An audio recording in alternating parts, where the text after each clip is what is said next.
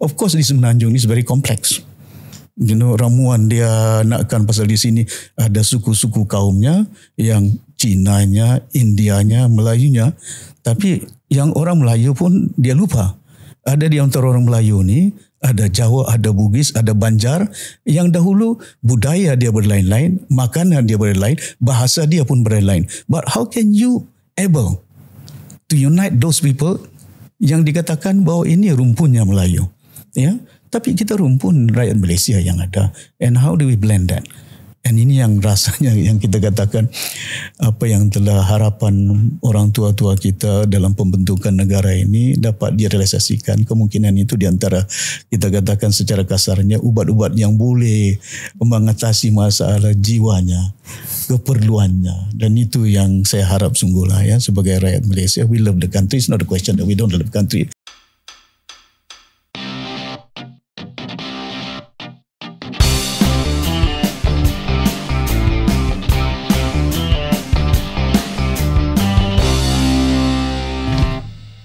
Selamat datang ke episod Hari Malaysia. Keluar sekejap bersama dengan saya KJ. Dan saya Syaril Hamdan.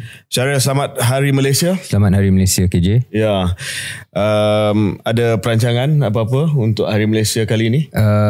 Yang kita rakam ni bukan pada Hari Malaysia. Jadi pada Hari Malaysia nanti saya akan mungkin spend time dengan keluarga. Ya. Tidak ada perancangan khusus lagi apa yang kita nak buat pada hari tersebut. Okay. Hari Malaysia saya akan meluangkan masa untuk menghayati erti Malaysia. Dahsyat. Ya. Apa beza proses penghayatan pada 31 Ogos dan 16 September? 31 Ogos adalah penghayatan kemerdekaan. Right. Daripada cengkaman penjajah. Okay. Dan 16 September adalah penghayatan perpaduan. Perpaduan dan pembentukan satu gagasan yang bersatu padu. Saya baru teringat pada 17 September saya akan berada di negara yang hanya berada dalam Malaysia 2 tahun saja. Oh, saya tahu negara itu. Saya tahu negara. Kemudian dia keluar. Jadi mungkin itu pun sebahagian daripada penghayatan. Yes. What could have been. Yes. Syaril, sebelum kita mula dengan episod ini yang sudah pasti episod yang sangat-sangat istimewa.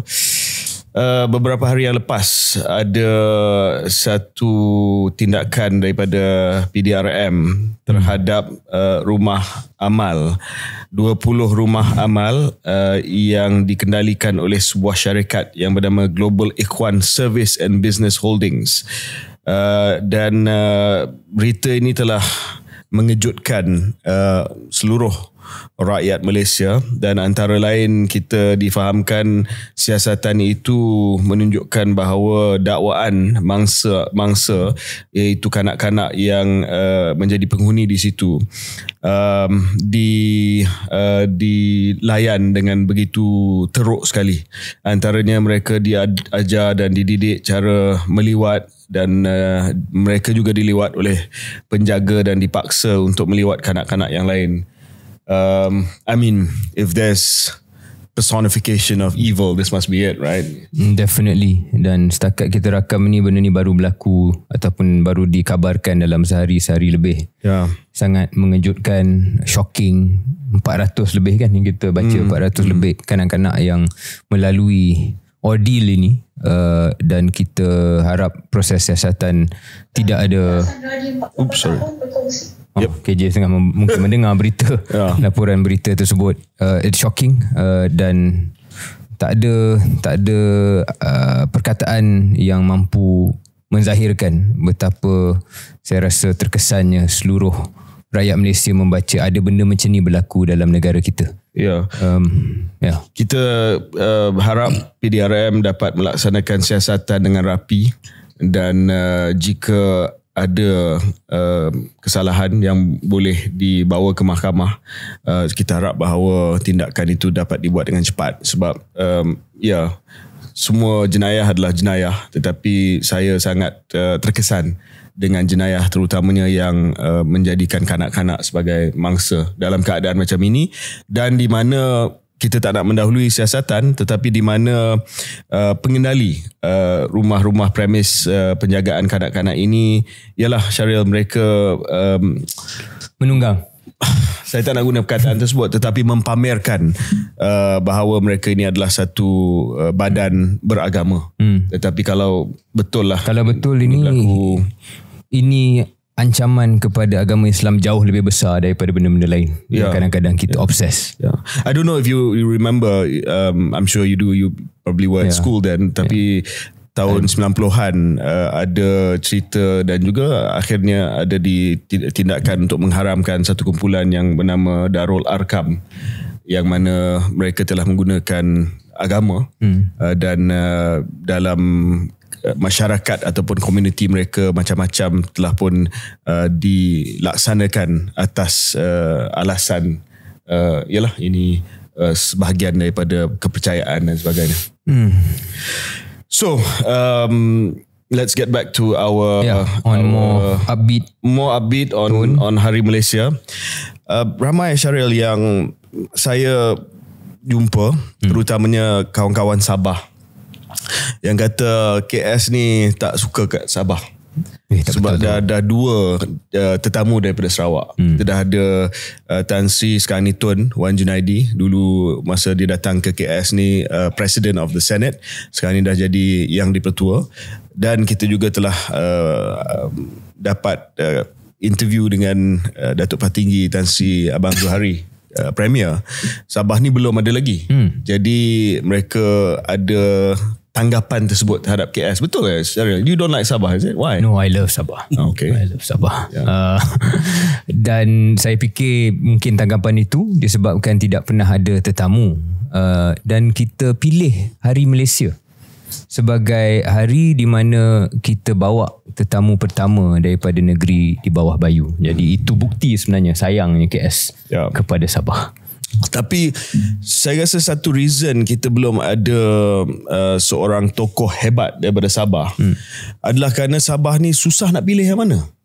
Pilih yang ni orang ni marah, pilih yang ni orang ni marah. Sarawak ni dia quite unitary lah kan. Kita pilih dia satu team je. Sabah ni takkan ada sensitivity. Tapi anyway, tapi KS ni saudara-saudara KS ni dia biasa mengalami dan mengurus sebarang kedudukan yang kontroversi, yang sensitif dengan hebat dan dahsyat. Tapi saya ulang, kita kena berhati-hati sebab Sabah ni dia ada banyak tim. Tapi tak apalah, hari ni kita mengambil risiko dan kita panggil guest pertama, dan saya percaya lepas ni ramai yang nak minta untuk bersama dengan KS. Beliau adalah seorang, boleh dikatakan antara pemimpin politik Sabah yang sangat senior. Pernah memegang jawatan di Kerajaan Persekutuan dalam Jemaah Menteri Kabinet Malaysia dan juga sebagai Ketua Menteri Negeri Sabah. Beliau juga adalah presiden kepada sebuah parti yang berpengkalan di Sabah, tetapi sekarang ini sudah ada aspirasi nasional. Mungkin kita boleh bincang nantilah ya. Dan tetamu kita tidak lain tidak bukan Datuk Yang Berhormat Datuk Sri Haji Muhammad Syafi bin Afdal. Datuk Sri, how are you? Alhamdulillah. I'm so glad to be here with you all. Assalamualaikum warahmatullahi wabarakatuh. Waalaikumsalam warahmatullahi wabarakatuh. Keadaan sihat walaupun dah 8 orang cucu. 8 orang cucu. Wow. We're still young. You're still young. Yet to reach 99 years old. Datuk Sri, apa yang Datuk Sri buat sekarang selain daripada tugas-tugas sebagai ahli parlimen, presiden warisan? Sebab Datuk Sri mempunyai satu career yang sentiasa berada di front line of politics. Now, you know, you're not in government. You're still ahli parlimen, tapi you're not in government. So, how do you spend your time?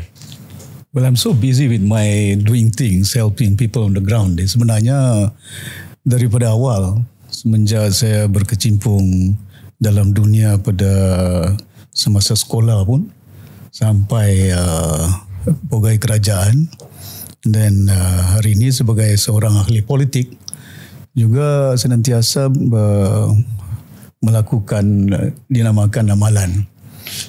Bila kita masuk dalam perkhidmatan awam, I served the state government of Sabah for 10 years, if I'm mistaken, and various ministry. And then after that, I decided to join politics. I resigned. I pay 3 months salary. I was quite a senior officer then. Then after that, lepas tu masuk gelanggang politik. So lucky masa tu my uncle Tun Sekaran. Dia 90s. Jadi dilantik Menteri Tanah Koperasi. Dan lepas itu dia lantik saya sebagai setiausaha politik di Semenanjung, and that was the beginning. Because I realized then when USNO was dissolved then, at that time my uncle was then the deputy president of USNO, and the late Tun Mustafa was also the president. So I decided, I said no longer there. So I said pasal kuasa itu bukan ada lagi dalam USNO. So it will be UMNO to decide who is going to be the candidate then. Watika itu dikeluarkan oleh presiden daripada central government, particularly UMNO, PWTC. So there I started with the youth leader, pemuda, lepas pemuda, exco pemuda, ketua pemuda, majlis tertinggi, 4 penggal, 2 penggal naib presiden. Try to just to how as a young man then to climb up, to ensure that we can blend, and how best we can blend the country as such, as a Malaysian comprising of so many, not only different ethnicity, racial kind of group with different kind of religious belief, and yet we are able, with diversity, that we are able to unite them. So pasal itulah saya tengok menjadi satu usaha kita supaya bukan hanya kehadiran kita di peringkat nasional, bahkan juga dia boleh membentuk ramuan daripada macam mana Sabah dan Sarawak ataupun Suara itu penting untuk kita supaya kita lahirkan sebuah negara. Ya. Jadi bukan hanya acuan Federated Malaya. Datuk Sri, saya nak patah balik sikit sebelum kita pergi jauh kepada aspirasi Sabah dan Malaysia, kepada asal-usul Datuk Sri. Datuk Sri daripada Sempurna. Untuk pendengar dan juga penonton KS, Sempurna ini boleh dikatakan sebagai maritime community, kawasan laut. Kalau nak pergi sepadan daripada Sempurna, Sempurna ni juga, ini pengamatan saya lah Tok Sri, orang politik di Sempurna ni semua related. Macam Datuk Sri katakan, Tun Sekaran dulu uncle kepada Datuk Sri. Saya dengan rakan-rakan sebaya saya, Aziz Jaman, arwah Aziz Ibnu, Marzuki, semua dia orang kata they all family. So why do you fight? Yeah. No, but the apa yang mendorong Datuk Sri sebagai seorang anak muda daripada Sempurna, dan Sempurna ni jauh daripada KK, is not in the political center of Sabah. Yes. Apa yang menjadi inspirasi ataupun yang menggalakkan Datuk Sri untuk join politik daripada Sempurna ni? Well, banyak sebenarnya yang mendorong kita keadaifan masyarakat yang kita lihat di peringkat Dakar Rumbi, bukan hanya daripada sudut keadaan kehidupan, dari segi peluang pekerjaan dan makanan, kesihatan, keselamatan. Maka dengan itu, masa kecil saya pun, saya ingat saya sekolah di bawah, masa itu British lagi, Government English Primary School. Nama dia pun sekolah tu Government English Primary School. Dan di antara guru-guru yang datangnya daripada Canada, datangnya daripada Singapura, dan kadang-kadang itu kita melihat bagaimana mereka bentuk pemikiran kita sebagai anak muda waktu itu. Selepas itu sebahagian besar daripada keluarga itu adalah merupakan di antara mereka membentuk kepimpinan zaman British. My great grandfather in 1994, 48, dia telah dilantik sebagai seorang native chief. Masa ada dispute tentang perbalahan telur di Sipadan, dia ada 5 panglima situ. He was brought to Labuan. Then Labuan was then the administrative center for the Brits. That's right. Masa tu my great grandfather Panglima Udang nama dia. Lepas itu dia bawa, dan di situ keadaan itu telah mendorong. I think not to say DNA, but somehow looking into all the circles of the family, then they tend to not only mold your mind but also build up your sort of like, well, I was inspired to become like that. And also I was driven. Then my uncle Tun Sekaran masa itu sebagai seorang ahli politik dan sebagai seorang anak muda, I think I must chip in to assist them. Pergolakan politik zaman OSNO, zaman Berjaya, zaman PBS. It was during PBS I tender my resignation as a civil servant. Lepas itu bila saya tengok, saya dilahirkan sebenarnya di Sempurna tahun 1950-an. Dan di situ saya juga agak tertarik masa muda saya ingat 7 tahun 1962 if I'm mistaken. Saya ikut dengan mak saya bila pembentukan Malaysia Cobble Commission. Tun Ghazali Shafie came to my hometown and Lord Cobble was also there. So they did ask. There was not the referendum. It was only a survey done by the Brits on how the feeling and opinion of people Malaysians in that particular area, whether they're willing to form. 10, 11 umur pada masa it's about 7. You were 7 years old. Yeah, tapi ada ingatan lah. Ada ingatan because somehow because kita macam KJ cakap tadi, coming from the seafarer kind of ni, ingatan tu masih kuat tentang keadaan-keadaan apa yang parent Datuk Sri setuju ke tak untuk membentuk Malaysia, untuk join Malaysia? Yeah, they did. I was there. They stood and but sebahagian saya ingat kalau tak silap saya daripada survey itu hampir 4,000 yang telah dilakukan di merata tempat seluruh Sabah, dan 1/3 setuju, 1/3 tak setuju. Not all actually. And that was the reason why, if you look into it, how the role played by the late Tunku, then to sort of like talk and nego with the late Tun Mustafa, whereas the late Tun Fuad was one of the group that was really very reluctant. They objected it.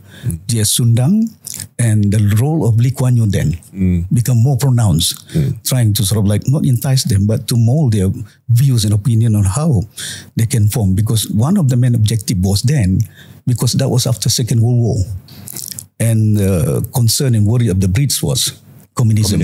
Yes. And that's what the reason why. So that was how then sort of like, I might as well abandon my service to the government as a civil servant, because I realizing that as a young man, I said I must join in. And that's how I jump into politics. Maybe Datuk Sri boleh share sikit pengalaman dan ingatan sebagai orang muda dan kanak-kanak waktu Cobalt Commission, waktu pembentukan Malaysia tu. You said 1/3 of Sabahan's surveyed were against the idea. Mungkin untuk pendengar yang lebih muda, yang generasi yang lebih muda, maybe share a bit, what was their alternative vision then? Apa yang menentang ataupun yang tidak setuju dengan pembentukan Malaysia pada ketika itu? What did the local Sabahans want instead? Banyak sebenarnya perbahasan perundingan di antara Lord Cobble Committee dia bersekali dengan beberapa orang tokoh-tokoh daripada North Borneo ketika itu. North Borneo, yeah. And that discussions and written transaction correspondence was also done, and that is under the ICJ, Intergovernmental Report. And this is it. Oh, Tok Sri bawa. I brought it up. Intergovernmental Report. It is a very lengthy kind of discussions, elaborations of how it was discussed thoroughly on so many subjects. But one of the issues, yang salah satu perkara yang mereka telah lahirkan ialah kehendak mereka supaya dimerdekakan dahulu daripada British. Dan North Borneo memang merdeka sebentar, Sabah. No, dia bukan North Borneo merdeka sebentar. Sebenarnya kalau kita lihat dari segi sejarah dia, the Brits did give the autonomy for the people coming from North Borneo, Tun Fuad, Tun Mustafa, J. Sundang, a few of them, to grant them the authority to sign on behalf of North Borneo, and similarly in Sarawak too. And that's how MA63 came about. But the content, apa yang terkandung dalam perjanjian 63, ialah lahir daripada itu perbincangan secara tara. Tapi di antara persoalan yang apa KJ sebutkan tadi, mengapa keadaan itu berlaku sehingga mereka tergalak.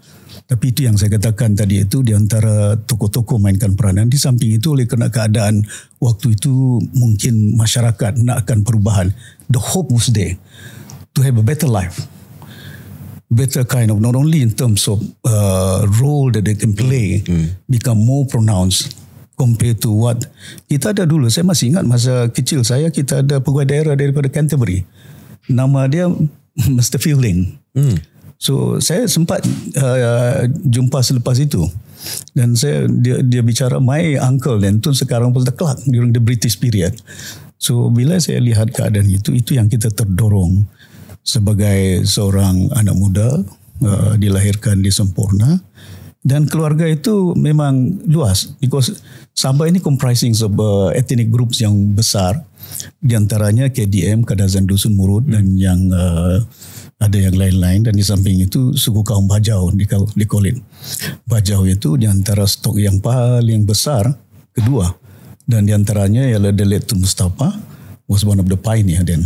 Dan itu yang dia interact dia banyak dia punya suku sakat kawin mengawin. They also, why are we so related? For example, like from Tawau you have Nizam there, Taufik there. Taufik's elder brother married to my uncle.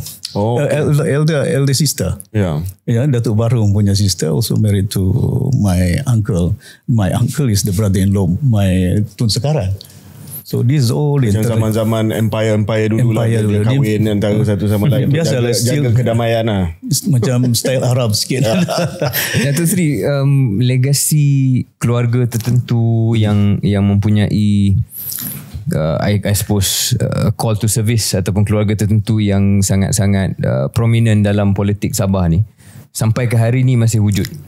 Adakah Datuk Seri rasa benda tu benda yang sihat, ataupun Datuk Seri merasakan memang ada keperluan untuk keluar daripada kepompong walaupun Datuk Seri datang sendiri daripada trend tersebut?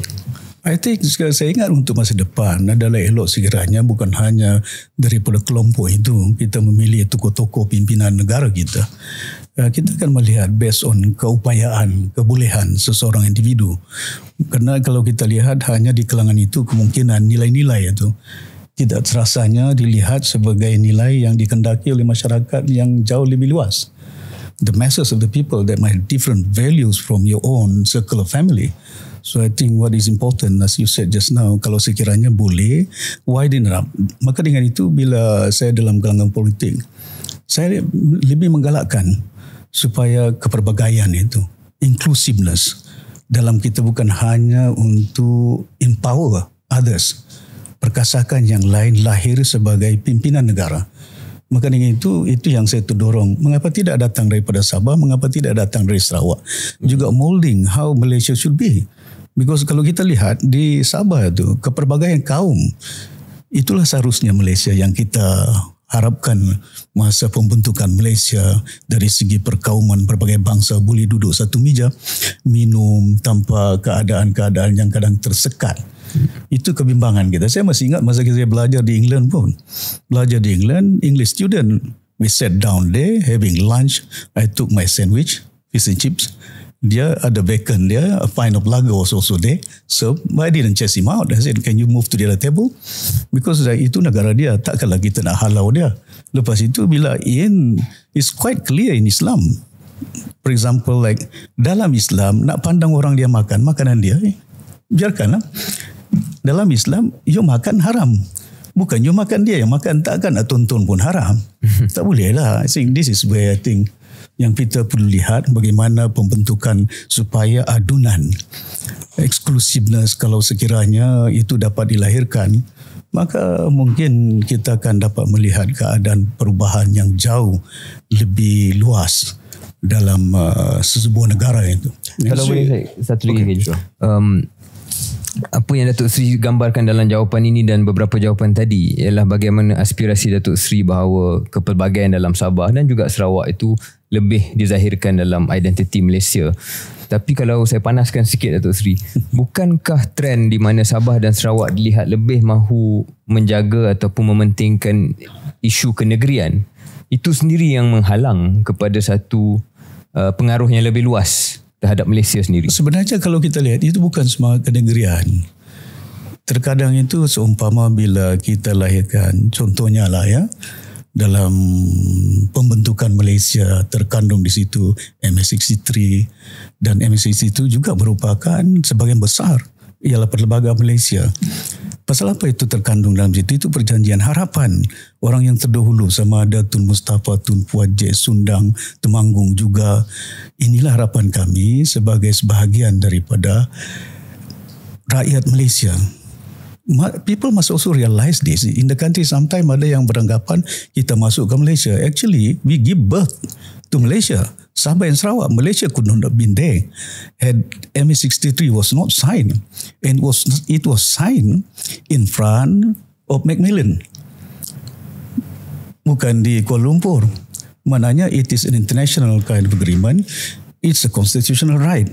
Jadi itu yang kadang-kadang bukannya oleh kerana kita melihat bahawa itu bila berlaku maka we are being very parochial. No. Suara-suara yang kita dengar di Johor, di Kelantan, this is where I think it's important for us to have balanced development.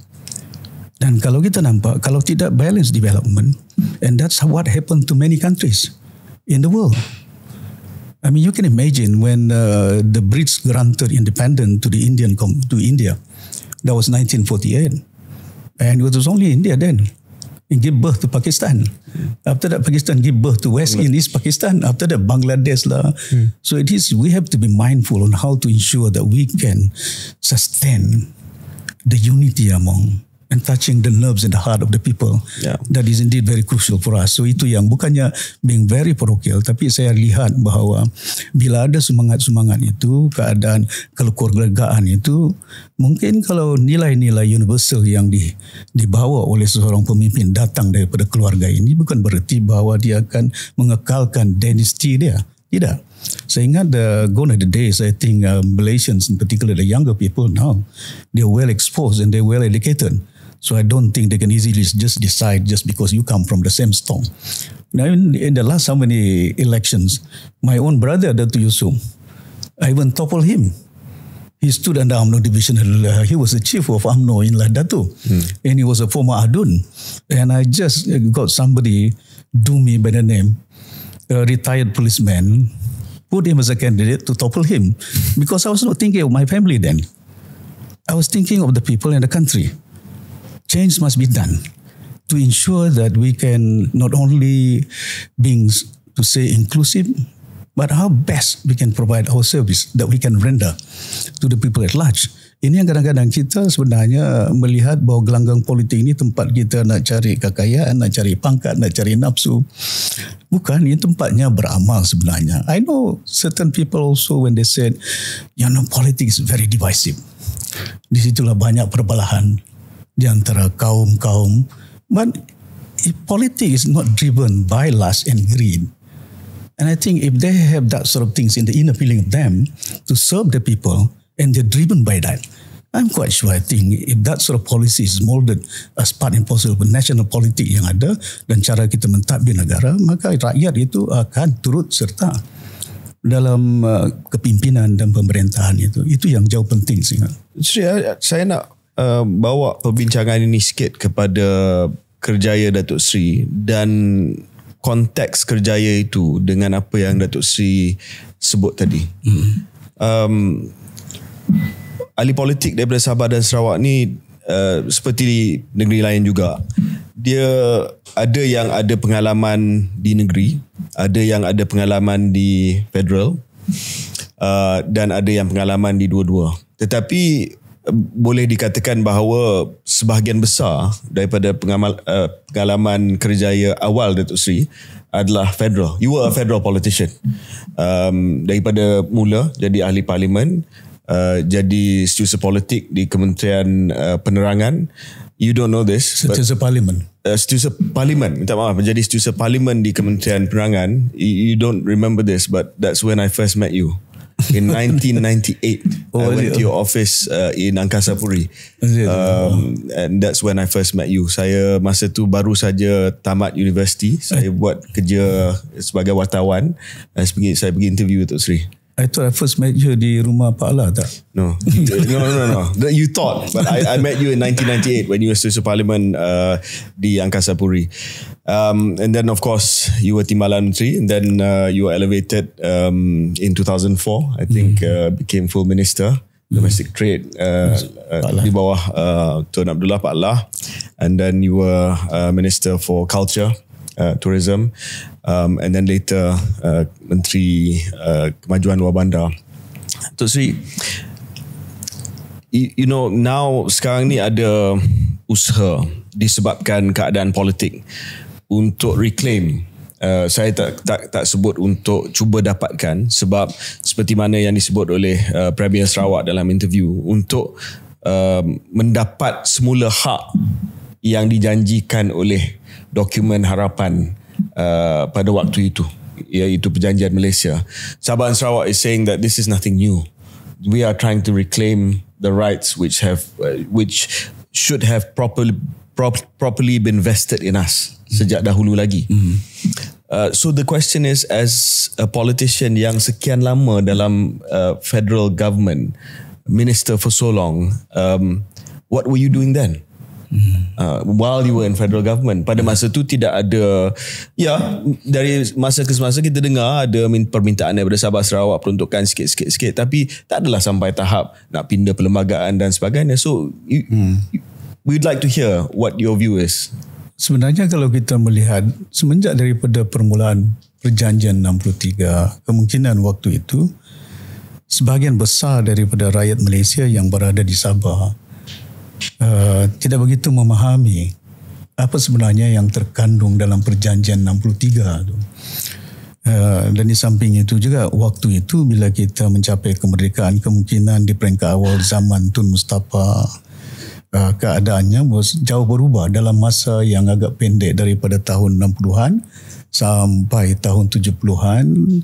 Sabah was one of the most I think boleh diiktiraf sebagai tempat yang agak kaya raya, kemudahan dari kayu balak. So I think at that particular moment the desire and the demand was not seems to be then there. But more importantly because dia tak faham sangat, jadi tuntutan itu tak begitu pronounced berbanding dengan keadaan pada saat ini. Waktu saya dalam galangan politik, memang kita ada highlight dah. Saya masih ingat masa saya belajar di London pada tahun 1976-77. Bila saya berada di London, we have the Sabah Student Union. And di situ kita highlight beberapa perkara. We debated at Malaysia Hall on how the rights of Sabah then. Dia ada perkara 20 lah macam-macam isu.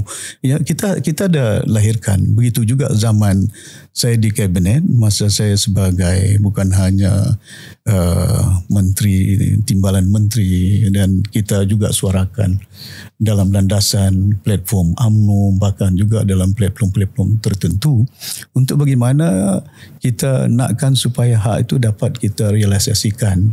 Ya, tapi itu mungkin tidak begitu. You don't package that in such a manner that it is part and parcel of 63. You bundle it together. Tidak. It's a loose kind of way rights was raised by some of the leaders then.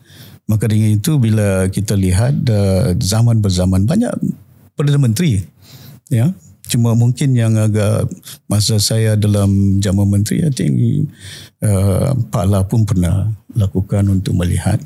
Malahan waktu itu juga jawatan kuasa di bawah Datuk Najib juga wujudkan. Saya masih ingat Nancy was the chairman. I remember. Siapa nama?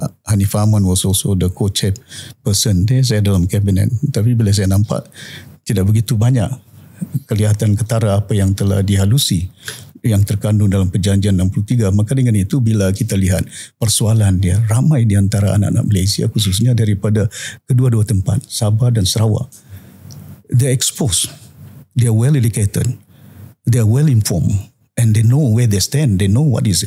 It's not about it's a political propaganda. Terkadang itu bila saya mendengar bahawa ini political issues driven by some politicians to raise that. No, they're wrong. This is not being a sentiment. Sorry. Sometimes mungkin kritikan tu terbalik tu Sri, which is that the Sabahan and the Sarawakian politicians of that time mungkin dah selesa dengan keadaan dan jawatan di persekutuan. That's basically the undertone of the criticism. Just to sambung sikit apa yang Syahrial kata, tanggapan pada masa itu adalah the concern of the Sabah, in this case Sabahan punya politician, adalah lebih kepada siapa yang akan pegang kuasa di Sabah sebagai ketua menteri. Ada soal giliran ketua menteri, ada banyak gelora politik yang dilalui oleh Sabah. Bukan sangat memperjuangkan ME63, tapi siapa nak jadi ketua menteri. That's the tanggapan. Is that fair? Not fair actually, but you look into it, if you go deeper. Actually there were questions. For example, when I was then the Deputy Defence Minister, I did highlight that saya pun bangkitkan persoalan keselamatan negara kita. Contohnya di kawasan Sabah, which is quite prone to piracy. Dan saya tergerangan bangkit dalam bukan hanya mesyuarat di peringkat pos kabinet, bahkan juga bila saya nyatakan dengan rakan lama saya, Datuk Najib, why don't we just ensure that banyak sangat kat Lumut ni kapal perang sana lah, kemudahan helikopter, you have jet fighter in Subang, but it's a form of deterrence. Why can't we set up that sort of outfit? I mean, you talk about security and part and parcel apa yang kita katakan perjanjian, pasal that is federalist. One must also understand, masa kita bangkit, dia ada dua perkara. Kadang-kadang sekarang pun ramai di antara pemimpin di Semenanjung federal level, bukan hanya di Semenanjung, malah di Sabah pun, di Sarawak, dia tak faham what is federalist, what is concurrent list. Federalist ni, when you look at it, is the responsibility of the federal government to ensure that equal distributions, so that you can protect satu kesihatan, satu pendidikan, satu keselamatan. Defense, yeah. Whereas concurrently is about infrastructure, it's about other things. So ini yang terkadang they bundle it together as if that we have given you a lot of money. It's not so. That's why bila kita bangkit, tapi itu mungkin bukan digabung sebagai sebahagian perjanjian 63, tapi itu sudah suara-suara rakyat. Sebenarnya bila kita nampak suara itu bukannya political issue, is not sentiment, it is constitutional right. That's why. Yes, of course. Yeah, it is constitutional. It is quietly spelled out. If you look into the constitution, when you talk about, it's not only about 40%. It's about territorial right. It's about how we govern the country to ensure that was part and parcel of what we agreed. Cuma persoalan dia seperti mana yang saya dan Syaril cuba bangkitkan dan Datuk Sri dah jawab sedikit sebanyak adalah for so long ialah satu hal di peringkat federal terlepas pandang, dan pada satu sudut yang lain pemimpin daripada Sabah dan Sarawak sendiri tidak dilihat memperjuangkan dengan secukupnya. Dan kalau saya boleh tambah, Tok Sri, the cynics akan cakap bahawa itu adalah implikasi daripada konstruk politik yang wujud, iaitu Sarawak berada dalam Barisan Nasional, Datuk Seri sendiri dan pemimpin Sabah yang senior berada dalam UMNO, dan suara-suara memperjuangkan dengan lebih agresif ni hanya berlaku selepas 2018, hanya berlaku selepas kontrak politik itu dah habis. Kita sebenarnya cuma itu, kita sebagai insan manusia, we want to contend as if that there shouldn't be any division within the party itself and the government itself. Saya masih ingat bahasa saya berada dengan rakan saya Datuk Najib di Keningau. Bila dia tanya saya, brother, what do you think about the requirement for building infrastructure di Sabah ni? I said, easily about 90 billion, I said. You talk about road, you talk about infrastructure, you talk about all the necessity, health and education. I said, wow, that's a lot of money. But itu kita bincangkan secara bukannya terbuka, umum.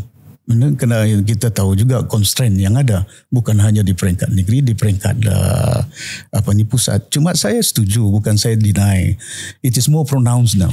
The more we spell it out. Pasal itu bila kita lihat seperti yang saya ceritakan tadi, di antara perkara, why did I join UMNO? Itu yang saya beritahu, building a nation. As a young man then, inspired to become, contributing as a politicians to nation building. Of course, it was not easy. Politics is very dynamic. You can't expect it's a smooth run. So masa itu saya faham ada di antara rakan-rakan yang juga mungkin, as you put it, Syaril, too complacent. Itu yang mereka tak berapa ingin bersuara. Ya, banyak perkara sebenarnya, tapi secara mungkin tidak nyata. Tapi kalau you dengar ucapan saya dalam perhimpunan UMNO itu, banyak ucapan saya kalau you petik, it's been quite very vocal, some of it, and I highlight about how not only to listen to the voice, just I keep on saying that MA63 is about an echo of yesterday, and it is voice of tomorrow. So it's penting bagi kita untuk memenuhi keadaan itu, jangan berlarutan. Kalau terlampau banyak sangat rundingan, dah banyak rundingan dah daripada zaman Mahathir sampai zaman Pak La, zaman Najib, zaman Mahyudin, zaman Ismail Sabri, zaman Mahathir balik.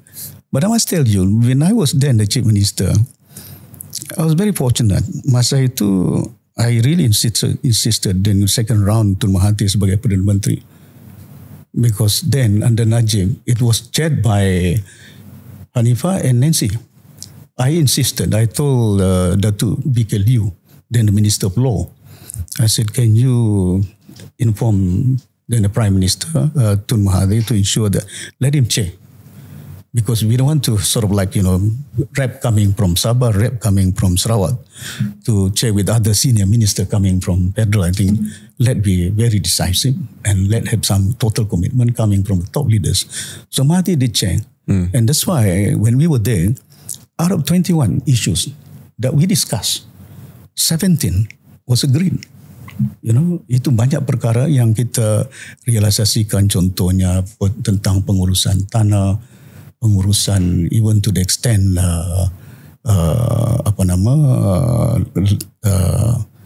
keselamatan, otonomi dari segi pendidikan dan juga otonomi dari segi kesihatan. Tapi kita persetujui, tapi itu harus mengandungi juga bukan hanya kuasa itu diberikan kepada kedua-dua tempat, tapi dari segi kewangan as well. Yep. It's not easy for you to have that sort of running the education system in your own place. Sabah is such a big area. Kota Kinabalu, Kinabatangan tu besar daripada negeri Pahang. So you just imagine, walaupun dia punya penduduk dia tak banyak, tapi bukan senang, bukan mudah untuk kita nak tabir. Maka dengan itu perlu ada, kalau sekiranya perjanjian ini persetujui, perlu ada bersekali dari segi funding dia. Dan funding dia quite spell out.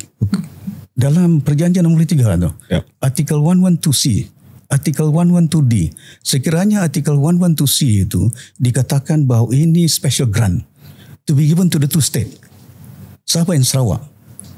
Tapi dalam pada itu sekiranya grant ini tidak dapat dilakukan, maka ada provision 112D, the way to do it. Itu yang dikatakan dalam 112D itu, artikel 1, ini perlembagaan Malaysia, di mana Sarawak mempunyai special grant. Ya, dia periodical. Mulanya dia lipat, saya ingat dalam 5 juta, increasing every now and then. Tapi bagi artikel jadual 10, di situ juga disebutkan 40%. Ini 2/5 of the taxes that you collected di Sabah harus dikembalikan kepada Sabah. Sarawak tidak ada. Sometimes people so confused. Yep. Itu yang kadang-kadang dia tak faham. Itu yang is important for them to digest and comprehend the constitution. Terus kita break seketika dan kita akan kembali dalam segmen kedua. Kita akan bincang dengan mendalam sikit tentang MA63 dan juga tuntutan daripada Sabah.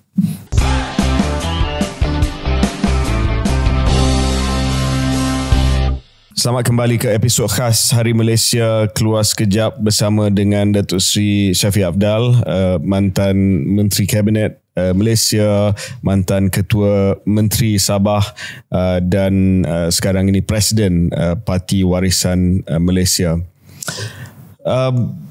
Datuk Seri, kita set the record straight dari segi pembangunan di Sabah ni.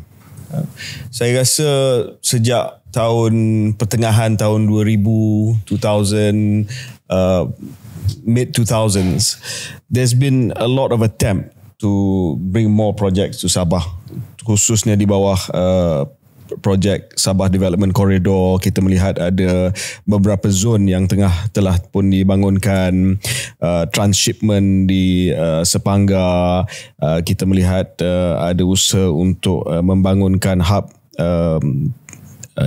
pertanian, ada usaha untuk membangunkan teknologi hijau, pelancongan, macam-macam lah. Kita melihat ada usaha yang serius. Dan juga sudah pasti dari segi sektor minyak dan gas, kita melihat usaha untuk membangunkan projek-projek seperti loji dan juga kompleks perindustrian tenaga boleh diperbaharui. Poinnya ada usaha, ada projek dan ada usaha ke arah pembangunan. Namun demikian, Tok Sri, ini masih lagi tidak menjawab soalan pokok ataupun asas. Yes, there's projects coming in. You were there masa the federal government dan Datuk Seri pun lama sebagai Menteri Kemajuan Luar Bandar dan Wilayah. Tetapi ia tidak menjawab kepada satu soalan pokok ataupun tuntutan yang basic. Pertamanya sudah pasti adalah berkenaan dengan bayaran balik hasil daripada kutipan negeri Sabah. Ini yang disebutkan oleh Datuk Seri lah, 2/5, 40%. Dan ini masih lagi menjadi banyak tuntutan, tapi ini menjadi antara tuntutan yang paling utama. Maybe Datuk Seri nak explain kepada pendengar keluar sekejap, sebab ada yang kata kalau kira semua projek-projek yang kerajaan persekutuan bagi kat Sabah ni, dia lebih daripada 40% kutipan daripada Sabah. Semua projek ni hidrokarbon, semua projek perindustrian, semua projek asas, projek infrastruktur, sudah pasti ini lebih daripada 40%. So kenapa nak tuntut 40% ni? Sebenarnya kalau kita lihat, itu yang saya rasa KJ mungkin perlu kepahaman secara mendalam dari segi keseluruhan, bukan hanya rakyat pada keseluruhannya, bahkan juga ada policy maker, supaya mereka boleh digest apa sebenarnya suara-suara yang dinyatakan oleh rakyat Malaysia datangnya daripada kedua-dua Sabah dan Sarawak ini, bila mereka begitu lantang terkadang itu untuk menuntut bagaimana pembangunan yang ada. Bila kita lihat secara kasarnya juga diberikan peruntukan ke Kelantan, ke Terengganu, ke Johor seumpama itu. Tapi perbandingan, pasal itu yang saya nyatakan, sekarang ni ramai di antara anak-anak Malaysia datangnya daripada Sabah dan Sarawak. Ini is highly educated, they exposed to all sort of info, you name it, they can Google, they can have even engage with TikTok, so many things, WeChat lah, macam-macam lah. Dan kalau kita lihat keadaan yang berlaku ni, dia terkadang itu mereka melihat bahawa we give you money, but sometimes the federal government also forgot that the resources coming from Sabah, no other state besides Sarawak yang giving a lot. I mean, you talk about minyak Sabah merupakan di antara pengeluar yang terbesar di negara Malaysia. The reserve of oil in Sabah is about 30% of the Malaysia reserve. I was privileged because I was then the Minister of Finance.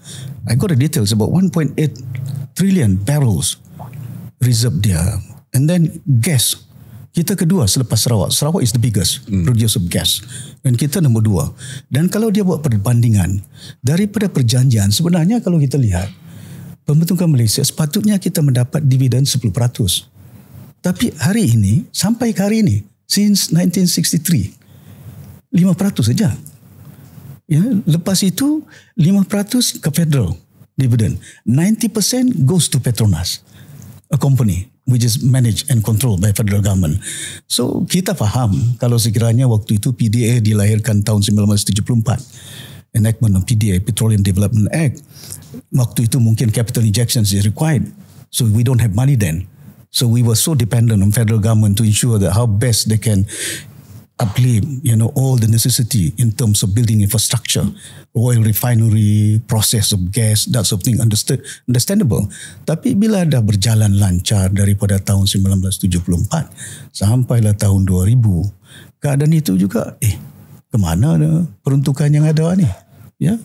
You cannot just bundle together saying that we give you like just now peruntukan untuk buat jalan, peruntukan untuk buat itu, peruntukan untuk ini. You bundle it together as if, that amount of money, it's more than what 40% is. No.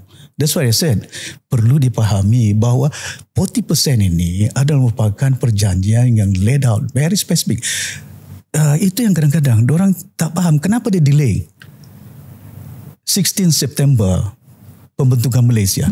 Kenapa tidak 31 Ogos? Sama. Pasal apa? Pada peringkat awal memang perjanjian.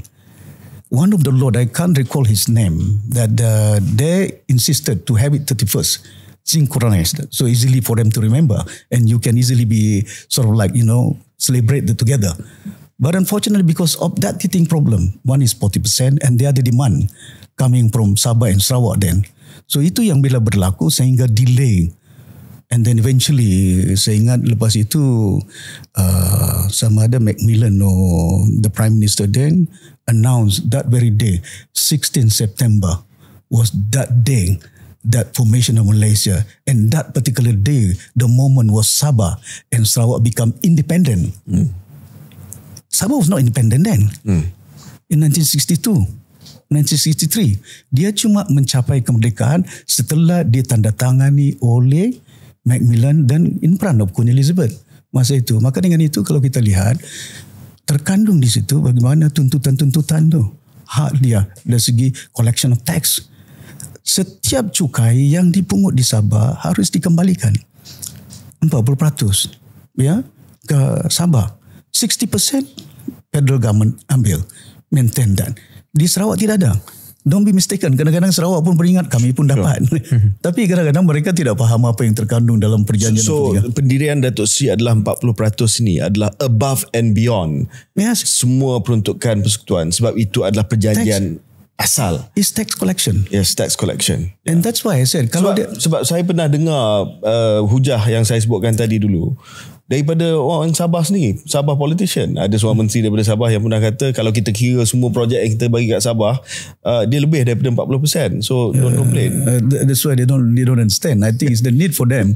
That's why I think honestly KJ, saya ingat it's high time in the country, particularly the policy maker, to actually digest and understand the constitution of this country. Kenapa kebimbangan saya bila kita sebagai seorang penggubal dasar negara, kalau kita tak faham tentang kandungan perlembagaan, kemungkinan kita akan bagi pandangan kepada policy maker. Arahan itu, tangkap ini, tapi adakah dia cover by the constitution? We must remember this country bukan hanya Tun Sufyan, bahkan juga dalam pembentukan Malaysia is constitutional monarchy. What does it mean? Maknanya, in this country, is the constitution is supreme. Whatever you do in life, you cannot be just simply, saying, oh, that guy is guilty. But they have to refer to the constitution, whether the provisions of that particular sections of the constitution, tantamount to you are guilty, that's it. Ini soal tadi yang kita bercakap ni soal perlembagaan, soal apa yang right and proper. Mungkin kalau tak ada soalan perlembagaan sangat lagi KJ, saya nak beralih sekejap to the politics of it. That is what is just and fair and right, or that is owed to Sabah and Sarawak. Tapi dari segi politiknya, Datuk Seri, what do you think will happen? Well, it's not so easy. As you put it just now earlier, Sabah is so divided society. And that sort of division arises because of some of what you've said, the central government interference in politics too. That's why when I look at it, that's why I jump into politics, I join UMNO then, because the power was that day. Tapi harapan kita untuk menyatukan di situ. Tapi keadaan itu tidak berjaya. Kena nilai-nilai dalam parti itu pun UMNO itu dah bukan seperti asal dia. So saya beranggapan sebagai seorang ahli politik, apa yang penting kepada kita, kandungan perjuangan. Why I'm in politics? Is it because of my desire to become somebody? I was offered to become DPM. But I don't want to mention name. But I rejected it. Why? Because I was not driven by my lust. But I thought that the people have not decided, the majority was not there. Then I said, I'm so sorry about this. I said, I stick to where the mandate has given us then. When we were able to tackle Barisan Nasional then. Masa itu, saya ingat KJ pun masa itu dekat BN UMNO. Dari Syariah. Pasal itu bila saya berdekat, I've been very consistent. From day one until now. Dalam keadaan-keadaan bila saya lihat politik, bagaimana rakyat suara mereka ni, yang harus bukan hanya kedengaran, tapi pembelaan dia. Tapi Datuk Seri, I'm still talking about, masih bercakap tentang MA 63, MA 63. Dari segi politiknya, Datuk Seri rasa Sabah dan Sarawak akan dapat tak apa yang mereka impikan? It's going to be very tough. When I look at it, I don't think federal government will be able to sort of fulfill. Saya ingat, saya tak jangka dalam masa yang terdekat mereka akan dapat menunaikan, central government I'm talking about, apa yang dilakukan. Tapi ini yang saya nyatakan kepada rakyat di Sabah, we must have a united voice. Bila ada suara itu, kepaduan dia, kesatuan dia, bukan untuk kepentingan individu, bukan untuk kepentingan parti warisan semata-mata. Tapi kalau ada kebulatan suara itu, kedengaran, seperti apa yang berlaku di Sarawak. Why Sarawak is able to progress? Actually, to be honest with you, when I was a civil servant under Berjaya, we progressed far much better than Sarawak. We have Sabah gas industry, we have Sabah energy. We were far ahead industrializing Sabah compared to Peninsula, many other country, many other state. Tapi bagaimana keadaan itu? Ada kebulatan waktu itu Berjaya govern Sabah under one roof, one single party. There was no alliance then for 10 years. And that's how Sabah was able to progress quite well.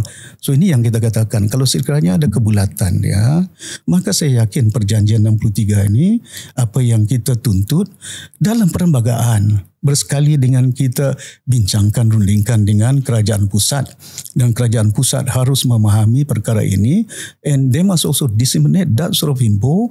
Jangan nanti gara-gara kedengaran why Sabah is given, why are we not given, kenapa Selangor tak bagi, kenapa tak ni. No, they must well understand that, because kita kenakan supaya kepahaman, jangan ada pula disparity in terms of view yang kelak akan disunite the Malaysians at large. We don't want that. Tuan Sri, disunite the Malaysians at large. Dan saya kembali kepada sosok yang sahabat saya yang ada di depan saya hari ini, Syafiq Apdal, sebagai seorang ahli politik yang ada experience di negeri tetapi sebahagian besar di pusat sebagai seorang menteri di peringkat Kabinet Persekutuan. Salah satu daripada tuntutan yang telah pun dibuat oleh Sabah Sarawak adalah untuk menyerahkan kuasa kawal selia bekalan gas, contoh ya. Dan benda ni kita dah tanya Premier Sarawak sewaktu interview dengan Abang Jo. So now we are seeing what happens, because kita ambil this particular case. The reason I ask this, sir, is because bila contoh di Sarawak diambil alih tugas gas aggregator daripada Sarawak, daripada Petronas kepada entiti Sarawak, ia akan ada kesan kepada Petronas. Sama juga kalau benda ni berlaku di Sabah. So I want to ask you, I mean, I'm trying to say this because you care about both Sabah and the country. You have experience sebagai Federal Minister. Datuk Seri tahu bahawa benda ni akan ada kesan kepada Petronas, akan ada kesan kepada bottom line Petronas. And Petronas, as you say, is not just a company, it's a custodian of our oil and gas resources. Dia bayar dividen kepada kerajaan persekutuan sebahagian besar. You know, every time we need money, we knock on Petronas's door. Dan Petronas is there to represent all, not just federal government but also the state government. Dan benda ni akan ada kesan kepada kemampuan Petronas untuk melabur for the future, because you know we don't want to deplete our hydrocarbon resources. So how do you balance this, to see? Because we know Sabah dan Sarawak mahu, tapi dia akan ada kesan. At the end of the day, it's not win-win. You're going to have to take something from Petronas, from the federal government. Itu kadang-kadang itu tanggapan yang kita lihat daripada mata kasar kita. Tapi kalau kita lihat secara luas, ya, kemungkinan kita tak sedar bila Sarawak take over pengurusan gas itu, maka mungkin dia boleh membangunkan sektor itu untuk menghasilkan hasil kekayaan yang diperoleh oleh Sarawak dan Sabah. Itu bukan hanya untuk Sabah dan Sarawak, it's for the country as well. Because contohnya di Sarawak, dia tidak ada cukai 40%. It will be given 100% to the federal government. If that sort of particular industry booming in Sarawak, well, Petronas might not get it, but the central government, tax, lembaga hasil dalam negeri, boleh melakukan keadaan-keadaan yang kemungkinan, well, of course it's not managed by Petronas, but it's managed, the money is managed by LHDN. Itu yang kadang-kadang kita tak nampak sebenarnya dari segi keadaan. But it's not the same amount, sir. Dividends. Well, that's it. Petronas. But I think this has been what has been laid out under the Constitution. Itu yang kita katakan perjanjiannya. Sama ada kita melihat keadaan di Sabah, kedaifannya yang begitu amat ketara. Don't go to Kota Kinabalu, go to the remote area Nabawan Pitas. That's why baru-baru ini bila saya bangkitkan kerajaan negeri katakan bahawa mereka dah pun menoktakan kemiskinan, tegar in front of Datuk Seri Anwar Ibrahim, I said, no, this is not right. I said, you guys must go to the ground and just look for yourself. They'll be very fortunate to see 100 notes. I said, in 6 months, in a year for that matter. Because some of the remote area, there's no factory. Tak ada pun kedai runcit di situ. Yang memungkinkan mereka, kalau sekiranya kita lihat menoktakan kemiskinan, the definition what is noktakan kemiskinan tegar 1,200 income. Kami pun sangat suspicious lah. Jadi kadang-kadang income dari segi definisi dia antarabangsa is a world kind of thing where income 100, 1,200, income kena dia makan, ada orang kampung makan sayur. Ya, makan sayur pasal dia tanam sayur. Orang kampung makan ikan pasal dia tangkap ikan nelayan. Tapi when come to sending the kids not only to school but hospital too, they may go barefooted. Dan ini yang kalau kita lihat. Kalau kita lihat dari segi mata kasar, bagaimana pertimbangan kita? Itu pertimbangan kita mungkin reductions of income to Petronas. But what will be the benefit to the Malaysians in that particular area when the money is managed by them rather than managed by Petronas? We must look into a bigger picture on how building touching the nerves in the heart of Malaysian, and that's how you build nation. Kecintaan kepada negara ini menyentuh nurani rakyat, bukan menyentuh nurani Petronas saja.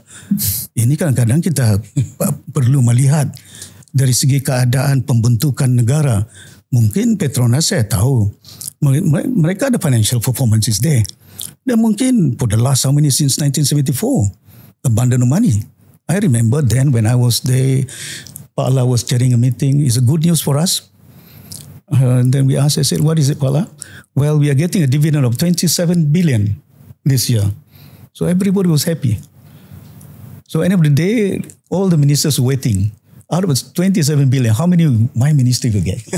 That sort of things in their mind, you see. Sure. So that I'm quite sure, I think, what was the intention to ensure that they can perform better to serve that particular ministry? The 27 billion is a lot of money as well, that particular period. But kita bukan hanya mendapat hasil daripada dividen Petronas, bahkan juga kita mendapat hasil daripada cukai yang ada kelainan. Central government, they have other sources of getting revenue for the nation. Dan kita kalau kita melihat sama ada perlembagaan itu ditunaikan ataupun tidak, kita faham terkadang itu Malaysia tahu runding. Tapi lama mana kita nak berunding ini? Kalau kita tahu bahawa keupayaan negara tidak boleh sama ada Petronas, sama ada kerajaan nak bagi itu, ialah tell us how much can you afford? When can you deliver that? Then let's be firm. At least some certainty. Clarity in where the way forward. So at least financial budget by that particular area, Sabah and Sarawak, they can manage it in tandem with that sort of affordability. Janganlah pula kita nanti defisit meningkat lagi, hutang sana hutang sini. Saya ingat KJ satu hari kita memang kena duduk bincang dengan Petronas. Tapi just to wrap up this Petronas point KJ, nak tanya Datuk Sri. Just to wrap this up, I guess salah satu yang dipersoalkan mungkin oleh industri ialah dia tanya sama ada kemampuan negeri Sabah dan juga the talent in Sabah cukup bagus untuk ambil alih peranan Petronas. Mungkin boleh bagi komen, now you have SMJ Energy, your thoughts, pandangan Datuk Sri tentang kemampuan Sabah sendiri untuk mengurus hidrokarbonnya sendiri. But actually kalau kita lihat daripada awal seperti yang sebutkan, zaman berjaya, I was a civil servant then. I was attached to Ministry of Finance as an economist there. And I was a board member of few of the outfit state government punya JLC. Dan saya nampak ada di antara mereka yang ada keupayaan. Sabah Gas, Sabah Energy yang ada. Structure was already built up. But of course, kita katakan bahawa sekarang ini berbanding dengan dahulu, kemungkinan keperluan untuk meningkatkan keupayaan mereka, maka dengan itu kerjasama dengan Petronas itu penting. Mungkin kalau pun nyerahkan, tapi sekurang-kurangnya masih lagi memerlukan kerjasama dengan Petronas. Itu merupakan satu perkara yang penting, sama ada human capital, the need for us to build it up together to ensure that we can better able manage it rather than just dependent on some private, so even international companies like Shells and Esso and also things. I think we can just work together closely. Ini yang kalau kita lihat bukan tak mampu. Cuma what is important, the leaders must be also able, to sort of like lay out what are the policies, how can we achieve that sort of. Saya harap kita dapat melihat satu keadaan win-win bersama dengan Petronas. I know earlier I said you're going to take away from Petronas. Of course, there's going to be some kesan kepada kewangan Petronas. Tetapi saya tidak senang bila melihat keadaan daripada Sabah dan Sarawak. Ada setengah tanggapan bahawa Petronas ini adalah entiti Malaya and almost seen to be, you know, the opposing entity. I hope, macam Datuk Seri katalah, Petronas is seen to be a Malaysian entity that can work together with you. KJ, we do understand it's a national entity. It is one of the most important part. We don't want to just, you know, killing the one eggs that we have now. Yes. I think it is very crucial for us. We have that in mind and heart too. But dalam keadaan itu juga kita harus melihat dari kepentingan juga rakyat Malaysia di kedua-dua tempat ini. But saya nak bayangkan sedikit, walaupun harapan kita tinggi tentang kedudukan Petronas sebagai milik negara Malaysia, tapi operasi contohnya di Kimanis tu, operasi contohnya di peringkat oil field refinery yang ada, exploration yang ada, berapa ramai anak Malaysia yang datang dari Sabah yang bekerja sebagai engineer, ya, you compare that too. Tapi itu kita bundle, oh this is Malaysian. Tapi dari segi menikmatinya, merasainya, adakah dia sebahagian daripada ini rakyat Malaysia yang nikmat? Saya tahu ada seorang Vice President Petronas, ada kaki tangan Petronas, dia kerja juga di situ. My sister-in-law was also working in Petronas, but this is from Kedah. Tapi ada juga anak buah saya yang sebagai pegawai Petronas di situ. Tapi kalau kita lihat, ini yang kita nak pastikan, mereka mempunyai access to all sort of info, which we have to be mindful whenever we make decision and step in policies. We must be able to cater the needs. The question is needs. And this is where how Malaysia was formed. Hope was there. We were driven by hope for the last since 1963 to ensure that we have better life yang ada as a Malaysian then. You know, tapi kadang-kadang itu bila dilihat perbandingan itu yang kadang-kadang itu yang membimbangkan kita, because the access to all sort of info yang ada. How come we are not better than Singapore? How come we are not better than Brunei? Datuk Seri, saya kalau boleh saya nak pergi kepada satu lagi isu panas di Sabah dan minta pandangan Datuk Seri. Kalau kita tengok peta Sabah sempurna, selalu kita bayangkan peta Sabah ni sebagai mulut dan sempurna ni ada di dagu mulut tersebut ataupun bibir bawah mulut tersebut. Sempurna sangat dekat dengan negara-negara jiran dan Datuk Seri yang berketurunan bajau laut pun biasalah dengan kehadiran orang-orang daripada seberang di Sempurna. Ini adalah berkenaan dengan isu kewarganegaraan. I think Sabah has the most acute problem when it comes to migrants compared to other states. Sarawak pun tak adalah seperti mana Sabah. Dan isu ni sangat rumit, mempunyai sejarah yang agak lama dan sejarah yang sangat political. Dan tanpa kita masuk ke dalam perbincangan apa yang telah berlaku, siapa yang telah pun melaksanakan satu gerakan untuk diadakan penambahan populasi dan sebagainya, kita berdepan dengan problem Datuk Seri, Jabatan Perangkaan Malaysia mengatakan bahawa daripada 3.7 juta penduduk di Sabah, 1 juta adalah bukan warga negara. That's a lot. Dan saya tahu Parti Warisan sangat cakna ataupun sangat prihatin terhadap isu ini. Dan kita ada terlalu banyak dokumentasi di Sabah. Ada sijil banci, ada kad burung-burung yang dikeluarkan satu ketika dahulu, IMM 13, PSS. How do you think we can solve this problem? Because it is a problem. And it's a political problem and a social problem. Saya ingat penyelesaian dia perlu merangkumi coordinated effort and comprehensive approach by central government, state government and the people at large too. Ini pasal apa? Rakyat juga Malaysia di Sabah itu perlu faham. Keadaan yang berlaku, bila ada penyelesaian dia ada tanggapan bahawa warisan yang isu IC. Itu yang saya beritahu, kepahaman kepada rakyat. Tapi dalam pada itu, kenapa saya nyatakan perlu ada comprehensive and coordinated effort di antara central government and the state government. Yang pasal central government is the one who issue. Saya bangkitkan persoalan ini kepada baru-baru ini Saifuddin Nasution. Saya sengaja nak tanya, siapa keluarkan MM13 ni? Siapa yang keluarkan burung-burung? Siapa yang keluarkan bancian? Dan 3 dokumen ini yang kita katakan banyak pendatang tanpa izin ataupun orang yang tak ada dokumen dia. Ya, itu MM13 is done by central government. State government doesn't have right to issue that. And similarly bancian tu. Whereas burung-burung was done during the PBS government then. That's right. Itu yang kadang-kadang kalau kita lihat, there must be some clarity. Cuma bagaimana kita nak rangkumkan satu MM13, satu burung-burung, satu lagi bancian. Ini isu yang lain.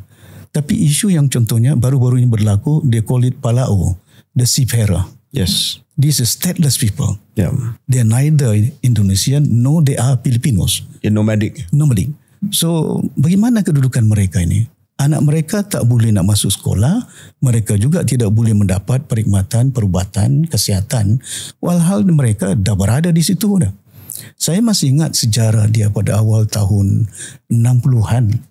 Pasal kita ada penduduk seumpama itu, kumpulan bajau laut yang ada dinamakan suku kaum Palau. Ya, dan my then uncle, Tun Sekaran, melihat bahawa mereka bukan hanya harus ada dalam perahu.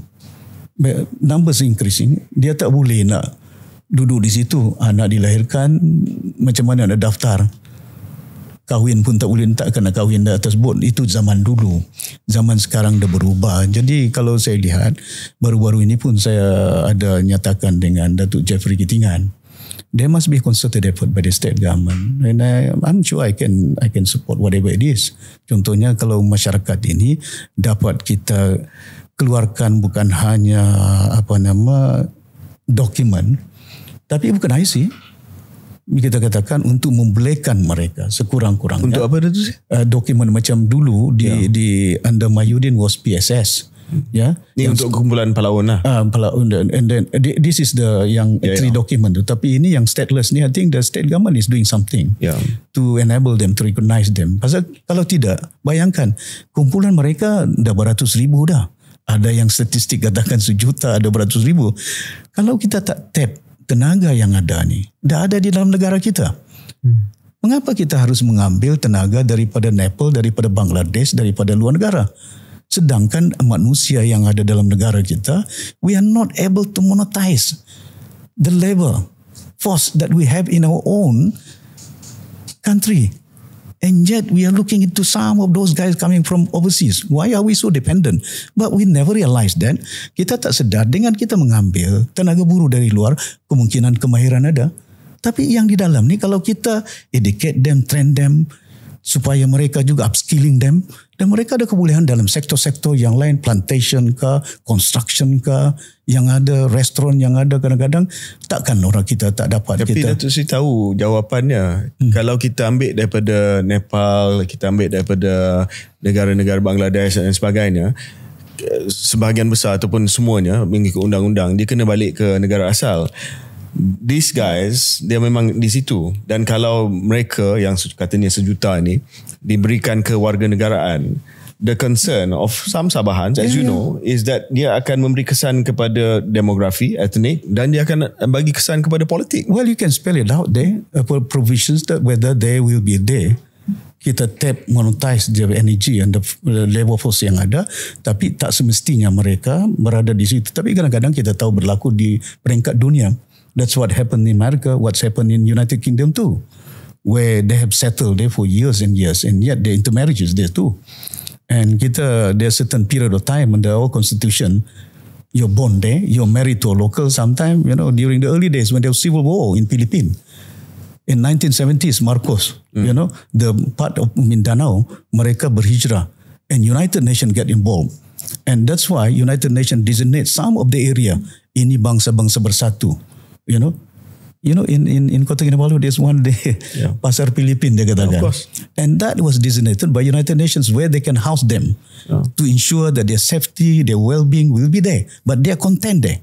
Itu yang kita katakan. But of course, I do agree with you that of course the concern is there. Kadang-kadang kebimbangan masyarakat, mereka akan menjadi penduduk tepat, mereka juga akan menjadi hak.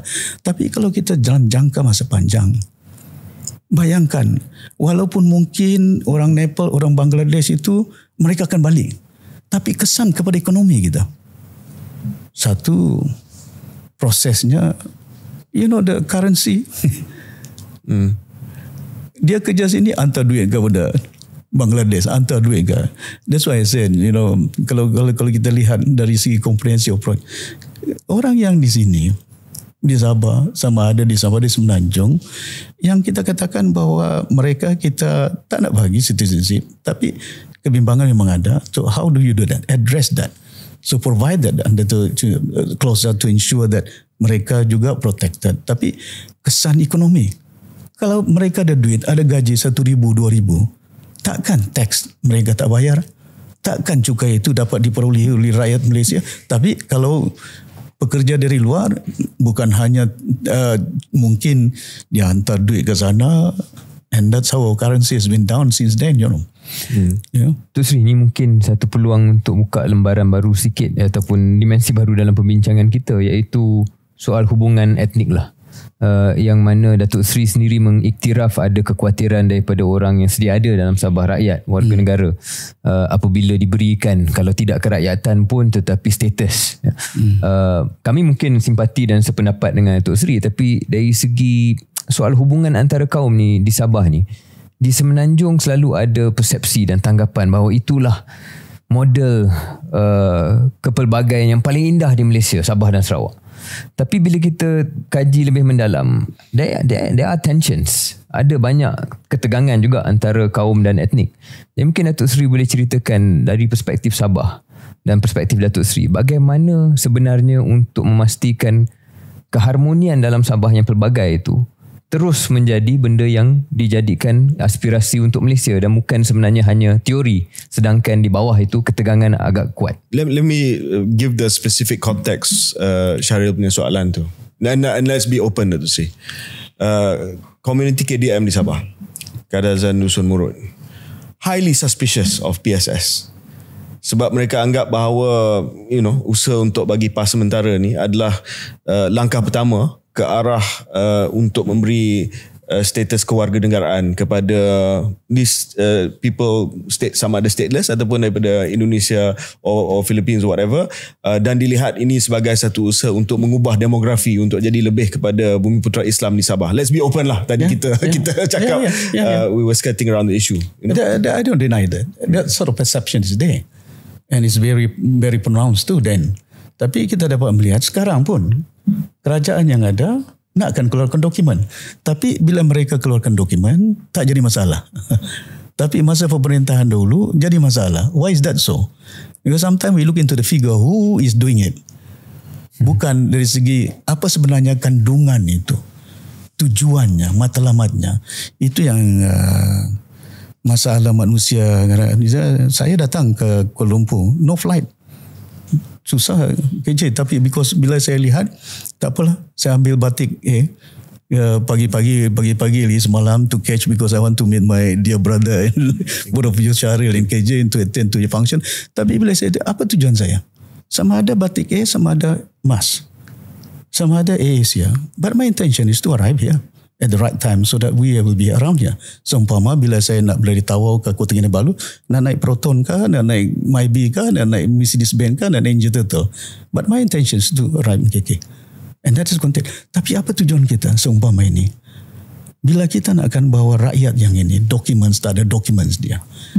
But kalau sebenarnya dilihat, Rasulullah banyak pengajaran dari dalam Islam ni. Dalam Islam ni banyak ada. Ya, pengajaran semenjak kemangkatan Rasul, dunia Islam dah berpecah dah. Ya, di tanah Arab tu contohnya. Since you asking me how do we resolve, it's a long story anyway. Tapi bila saya lihat semenjak kemangkatan Sayyidina Abu Bakar Lepas itu Saidina Ali. That's why puak-puak Sunni dengan Syiah ni, they cannot live together. You know why? Because religious belief. Dia punya kabilah-kabilah dia. Seumpama ini juga. Pasal kita tahu KDM berpandangan bahawa ini akan menjadi pengundi, ini akan menjadi penentu, ini akan menjadi keadaan. But they don't look at from the different perspective yang ada. We are talking about human resource yang ada, capital yang ada. Tapi saya faham bahawa ini satu langkah. Itu yang saya nasihatkan masa itu Tan Sri Mahyudin dan juga anak buah saya Datuk Aziz. I said better slow down. I said discuss and get some opinion from those subgroup people.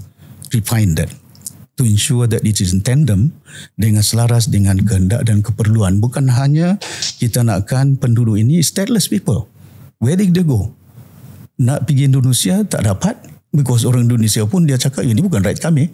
Begitu juga dari segi rakyat Filipina, dia cakap no, we are not Filipinos because they don't have document. But as a human being, yes, kita melihat sebagai insan manusia dalam Islam itu. For God's sake, who are we here? I mean, here we are now trying to help the Palestinian, and they are here in our country. How do we treat them? How do we manage them? Ini yang saya lihat bahawa perkara ini cukup penting kepada kita untuk melihat, merangkumi bahawa bila kita menyelesaikan masalah, but tara engagement. That's why I said when I look at it, I think since Jeffrey spearhead this thing, dari segi he did mention about numbers not that big. I said it's up to you. You will do it, but just brief us on our part. If there's a need for us to support, we'll support. So itu yang langkah-langkah macam mana persoalan Syaril sebutkan tadi. How do we do that? Of course di Semenanjung ni is very complex. You know, ramuan dia nakkan pasal di sini ada suku-suku kaumnya yang Cinanya, Indianya, Melayunya. Tapi yang orang Melayu pun dia lupa. Ada di antara orang Melayu ni ada Jawa, ada Bugis, ada Banjar yang dahulu budaya dia berlain-lain, makanan dia berlain, bahasa dia pun berlain. But how can you able to unite those people yang dikatakan bahawa ini rumpunnya Melayu, tapi kita rumpun rakyat Malaysia yang ada, and how do we blend that? And ini yang rasanya yang kita katakan apa yang telah harapan orang tua-tua kita dalam pembentukan negara ini dapat direalisasikan. Kemungkinan itu di antara kita katakan secara kasarnya ubat-ubat yang boleh mengatasi masalah jiwanya, keperluannya, dan itu yang saya harap sungguhlah sebagai rakyat Malaysia. We love the country. It's not a question that we don't love the country. We are not being very parochial. I have 2 grandchildren in Kelantan, coming from Kelantan. I have 1 grandchildren from Johor. Ada ni kadang-kadang Sarawak, Chinese Malanau. 3 grandchildren there. Because Datin Sri is from Kedah. But Datin is from Kedah. It doesn't mean that I don't love her. Come on, I mean I love her. But for God's sake, I think this is something that we must be seen. That when we raise issue, kadang-kadang itu ada tanggapan being very parochial. Tak, kita bukannya ke negeri yang tebal, bukan ke kampungannya. Tapi kita melihat bahawa rakyat Malaysia yang ada dalam pembentukan yang tunaikanlah apa yang perjanjian, apa yang telah diharapkan oleh rakyat yang ada daripada Sabah dan Sarawak ini. Dan itu menjadi harapan saya kalau sekiranya penyelesaian tentang perkara illegal ini, khususnya yang Palau. I think that's a lot easier. Yeah. Whereas yang MH13 yang lain, yang itu we leave it to the federal government to sort it out with the state government anyway. Saya fikir mungkin lepas ni nak slot terakhir soal politik dan sebagainya. Tapi sebagai penutup Datuk Sri, kita bercakap tentang beberapa isu. Nak menutup segmen ini dengan soal kedudukan ekonomi dan pembangunan di Sabah yang kita tahu masih lagi terkebelakang, masih lagi mundur. Saya nak tanya soalan yang mungkin panas sikit Datuk Sri. Berbanding Sabah dan Sarawak. Sarawak dilihat dapat menggunakan kedudukannya, menggunakan sumber hidrokarbonnya, menggunakan hujah-hujah MA63-nya untuk mendapat konsesi, untuk mendapat concession, untuk mendapat hak dan juga kemahuan mereka dengan lebih baik daripada Sabah. Sabah walaupun dianugerahkan dengan sumber yang serupa, kedudukan yang serupa, status yang serupa, tetapi contoh dari segi ekonominya masih lagi berat pada pelancongan, masih lagi berat pada pertanian, tidak industrialized the way Sarawak has. Why, Datuk Sri? Well, it's boiled down into the leadership yang ada. keupayaan yang kita dapat lihat bagaimana untuk nak monetize dan pasal seperti yang sebutkan daripada 21 perkara 17 dah dipersetujui zaman Tun Mahathir kali kedua menjadi Perdana Menteri. Cuma dalam kandungan itu seperti bagaimana melaksanakannya. Sarawak is able to do it. Why can't we do it? But why don't we do it in Sabah? And this is the question is, how to do it? Who's going to do it? Kadang-kadang itu yang kita lihat masa saya jadi Ketua Menteri. Memang saya pun dah start bincang dengan Petronas tentang bagaimana nak pastikan realisasikan. Contohnya dari segi pelaksanaan downstream yang ada, sama ada gas, sama ada minyak. Waktu itu saya di peringkat kabinet pun saya tanya dengan Presiden Petronas dahulu. Di federal masa itu berapa syarikat-syarikat datang dari Sabah yang terlibat dalam industri ini. Ya, jumlahnya agak kecil. Jadi itu yang saya lihat. Kalau kita buat perbandingan Sabah dan Sarawak, well, it's boiled down into, put it in a nutshell, it's about leadership. Change must be done.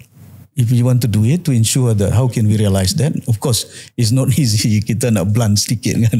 Pasal kalau kita lihat ini yang perubahan yang perlu dilakukan. Tapi we must be amicable dari segi macam mana kita kerjasama di antara Petronas dan entiti-entiti yang lain dalam berbagai sektor yang ada. Green technology contohnya. Dari segi carbon credit yang ada. Itu yang saya katakan perlunya bagi kita melihat macam mana. Kita tak boleh ambil kawasan-kawasan, contohnya designate that area 1 million acre of land for carbon credit. We have to be very meticulous. Sama ada management of that, nak tebang kayu, nak tebang ni, we are subject to the condition imposed by those international companies yang ada. Tapi kita kena lihat secara mendalam macam mana nak merealisasikan perkara ini. Cuma saya lihat bahawa kalau ada perubahan itu, first time in the history, no other chief minister imposed that 5% sales tax. And now the current government is enjoying it, 1 billion plus. But that is embedded in the constitution. I'm not just purely saying that no, it's there, you must do that. No, we follow the law yang ada. Nah itu yang kita katakan. Sarawak didn't do that, but I didn't. To me, when I look at it, I said it's important for us to work closely. But I discussed, I told my AG, peguam negeri yang ada, inform Petronas about this. Because implementation part of it is crucial. And how you can realize this. So, masa itu mampu kita melihat. Dan duit yang ada, macam mana kita nak monetize. Tapi kebimbangan saya, macam KJ katakan, duit saluran ke peringkat negeri Sabah. Tapi ketirisan cukup banyak. I remember when I was then, as a Minister of Rural Development, mula-mula kita bincang di Sunway tu. So we told Najib, please give us the amount of money that we required initially. I know the country is having problem. The first round was 5 billion each. But kita tahu bukan 5 billion yang lulus semuanya. Ada masalah tanah, ada masalah delay. Out of 5 billion, perbelanjaan biasanya bukan semuanya kita 100% able to deliver. Then it will just, you spend about 2 billion like that, and then 3 billion like that. The rest of the money balik kepada central government. Yeah, sure. So itu yang saya bangkitkan kat parlimen. Can we have a special trust fund within the system? Kalau ada budget yang ada, tak perlu dipulangkan. Gunakan duit itu pasal it is meant for that particular project, meant for that particular period of time. Ini saya bangkitkan di parlimen. Bila saya katakan dengan Datuk Seri Anwar Ibrahim, you are the 5th Prime Minister, During Najib, during Mahathir, during Mahyudin, during Ismail Sabri, the same Pen Borneo yet to be completed. Why Sarawak is able to do that? Pasal Sarawak, saya beritahu, they have been able to realize a better people who can implement that. Ini yang kadang-kadang kita driven by, it must come from my own. Ini company sana, company sini. Nah ini yang saya akan bersuara di budget ni. I'm waiting for the incoming Pen Borneo yang ada. If the same group are there, then, well, it's for the people. I'm going to raise the issue. It must be based on ability, deliver and complete the project for the benefit of the people. Itu yang penting kepada kita. I hope I answer you. Yes, you did, sir. Okay, terus kita break seketika dan kita kembali dalam segmen terakhir untuk kita bincang soal politik.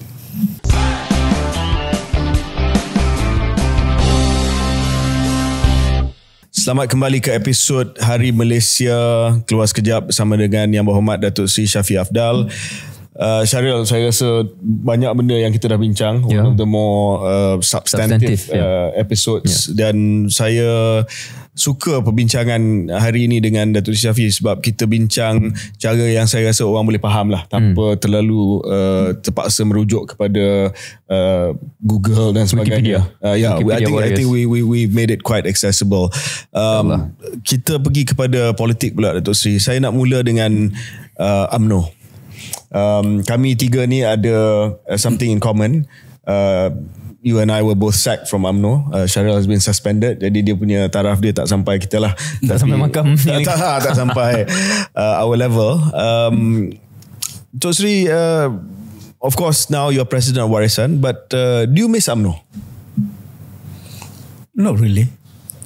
You know, I mean, as an individual, sebagai seorang rakyat Malaysia, sebagai seorang umat, bila saya lihat bahawa apa yang penting bila saya memasuki gelanggang politik, niat saya bukan berlandaskan ikatan jiwa dan pemikiran, amalan kepada vehikel yang ada.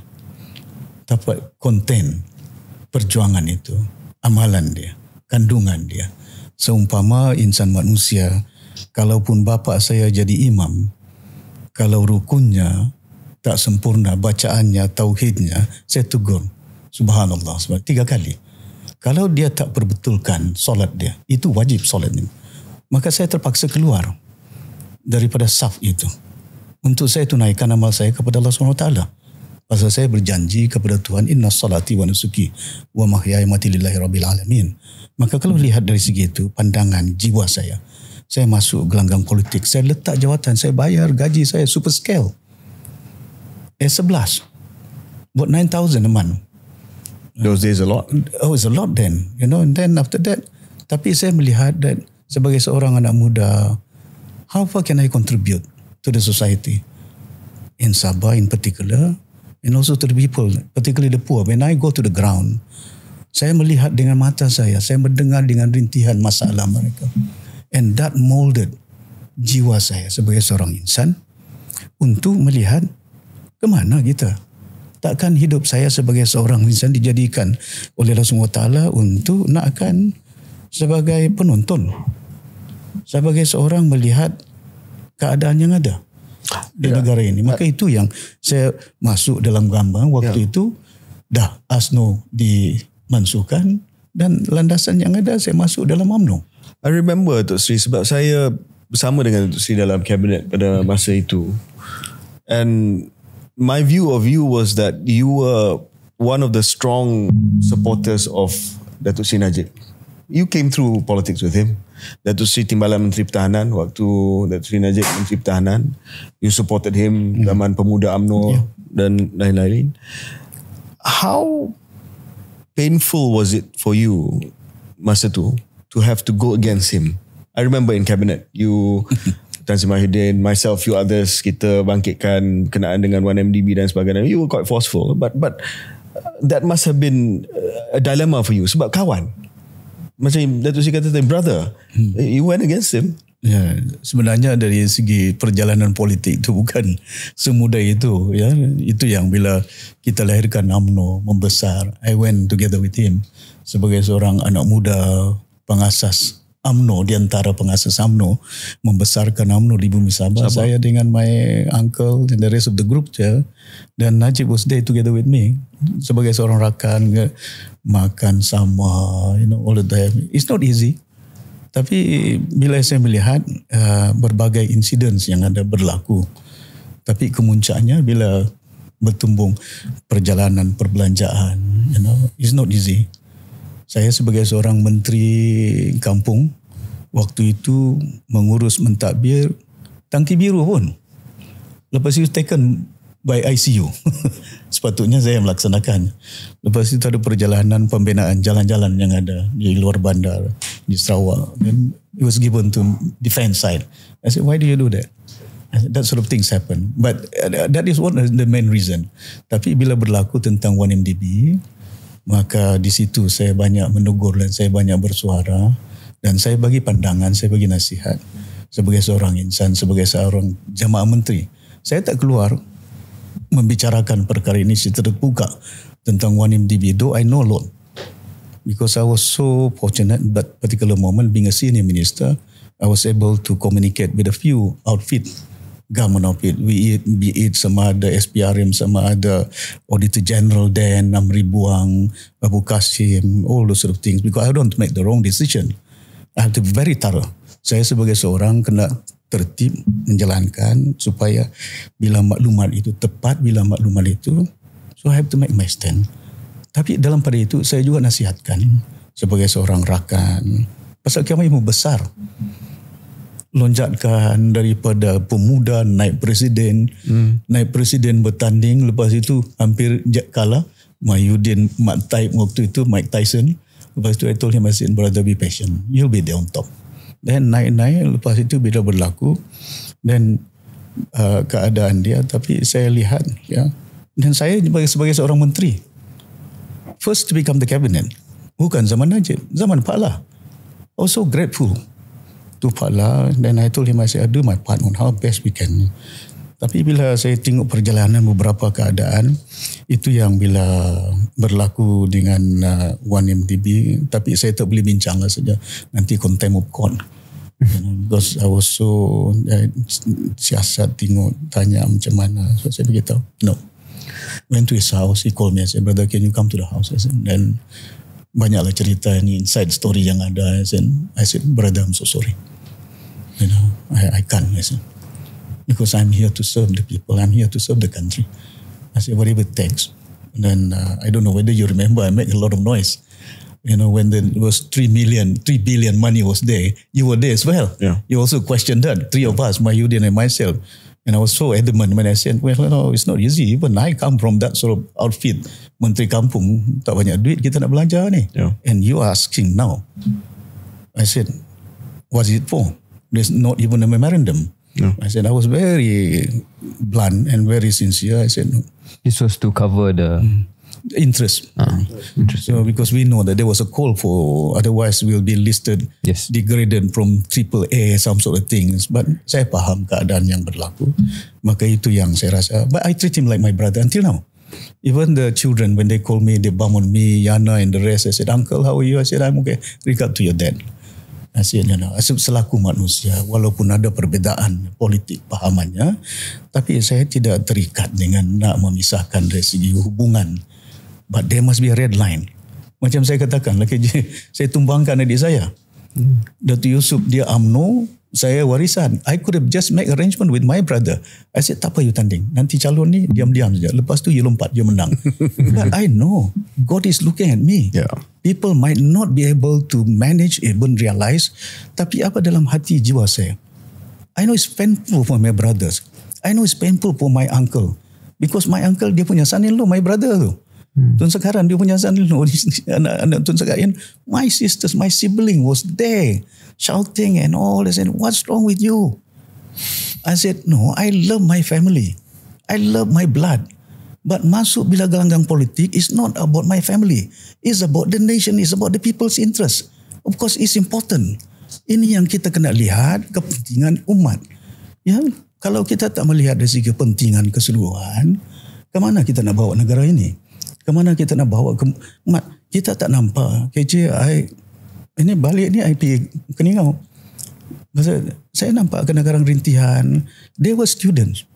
Bila saya dalam keadaan berat, anak Bugis di Ladatu. Dia datang jumpa, bila saya tengok mak bapak dia, is a Bugis, bukan Bajau. Dapat acceptance letter from Sheffield University. Buat accountancy. Datuk Seri, saya nak belajar. Tak ada beasiswa, tak ada keupayaan. I said, you nak pergi mana ni? I buka-buka. Oh, very good acceptance accountancy. So saya beritahu dengan dia, don't worry. I tengok bapak dia, baju pun tak ke semana. I said, don't worry. So I pay dia punya scholarship dia, about 60,000 dia punya untuk masuk tu. And then after that, bawa pergi KL, beli baju, beli kasut. Nak pergi London kan sejuk. So I told him, I said, you go there. He graduated. The moment he graduated as an accountant, he came back. He approached me, said, Datuk Seri, boleh tak saya kerja? I said, forget about me. Serve your family, serve the people. Now I think he's serving as an accountant in one of the company, and that is more meaningful to me. As a politician, as an individual, when you are able to give helping hand, bantuan kepada masyarakat kita, seumpama itu kita dalam UMNO, pasal itu persoalan UMNO daripada atas sampai ke bawah is so divided. But what is equally important, we look into it, the content, where do we go?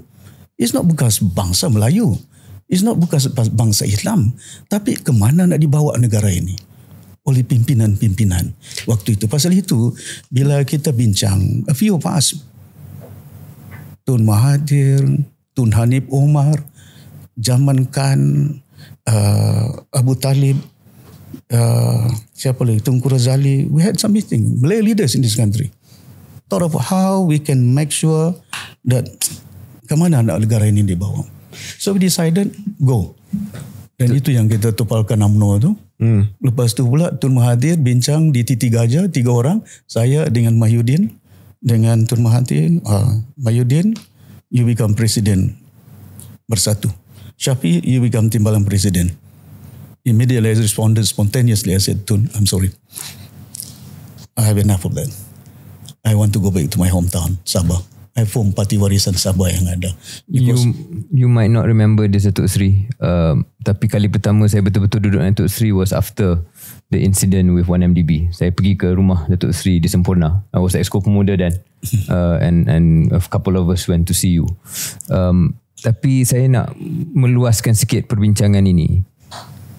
Kita mendengar soal Datuk Seri kata kandungan perjuangan tu lebih penting daripada bahtera. Tapi akan ada yang mungkin kritik Datuk Seri, kata Datuk Seri journeyman. 2015-2016 keluar daripada UMNO, tidak lagi bersama UMNO, kemudian menumbuhkan warisan menjadi Parti Negeri Sabah, kemudian bersama dengan Tan Sri Muhyiddin yang juga diusir daripada UMNO. Tapi bila Sheraton move berlaku, tidak backup Tan Sri Muhyiddin, you were with Mahathir. And then eventually even hubungan Datuk Seri dengan Mahathir pun mungkin, Tun Mahathir pun mungkin menjadi lebih renggang. So soalannya, will the real Shafie Apdal please stand up? Apa sebenarnya pegangan Datuk Seri?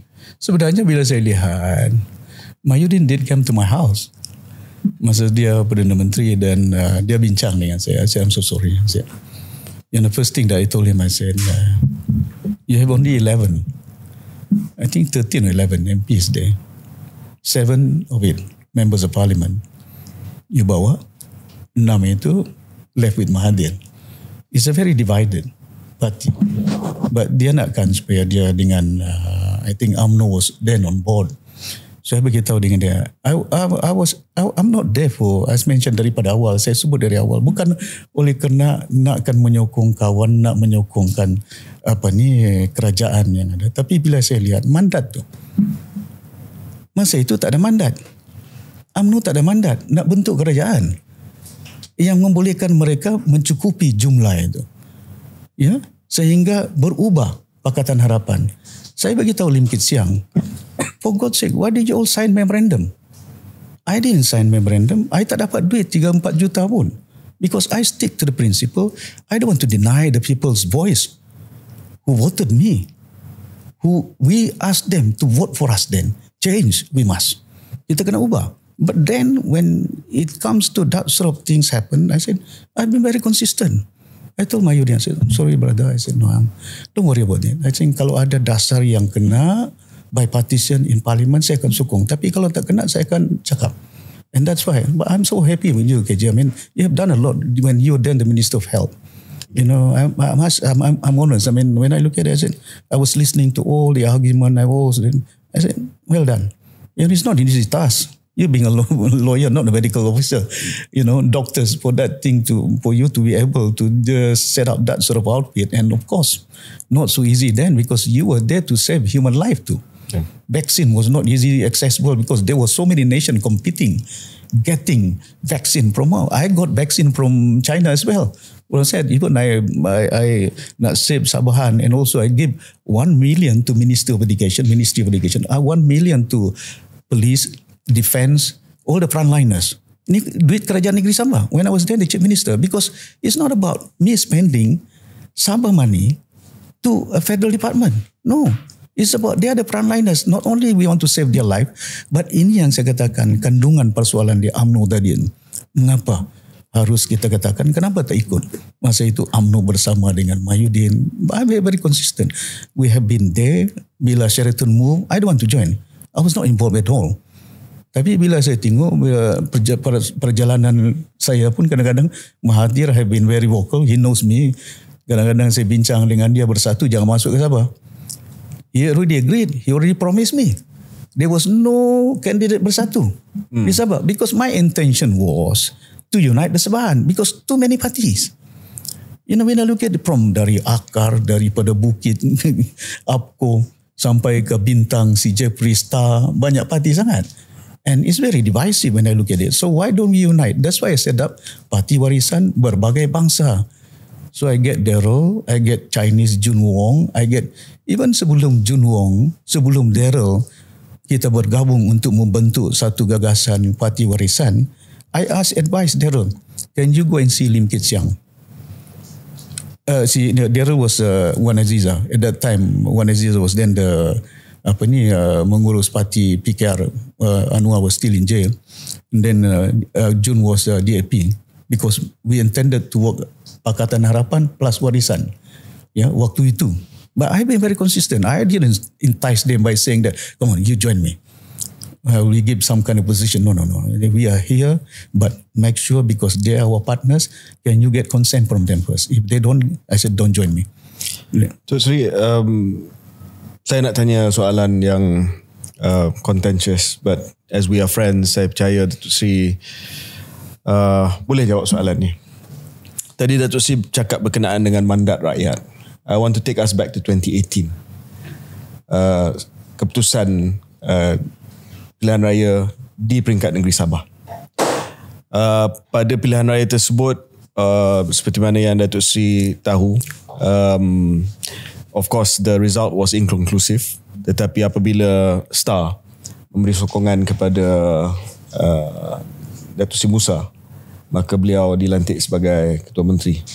Namun demikian, beberapa hari selepas itu, as you know, we want to talk about principle, want to talk about mandat, want to talk about anti-hopping.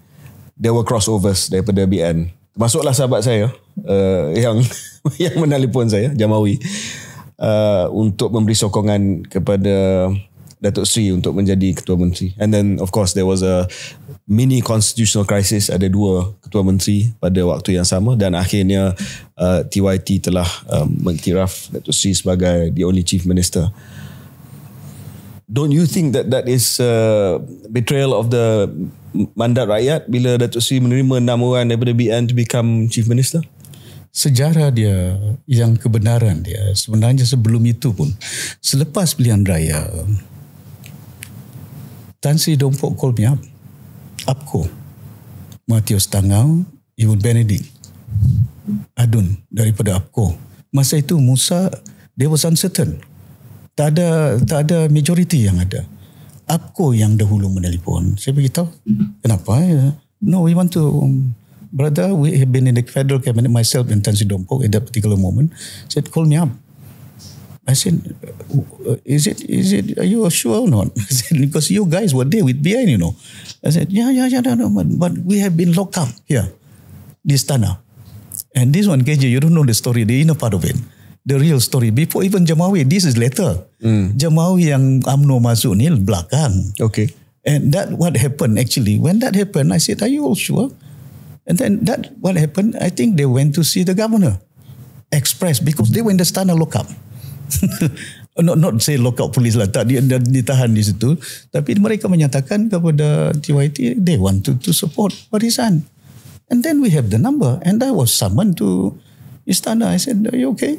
Then that being the case, after all, that enabled us to form the government. And then come later, there's the question, Jamawi, Tahir Pichu, all those guys came over.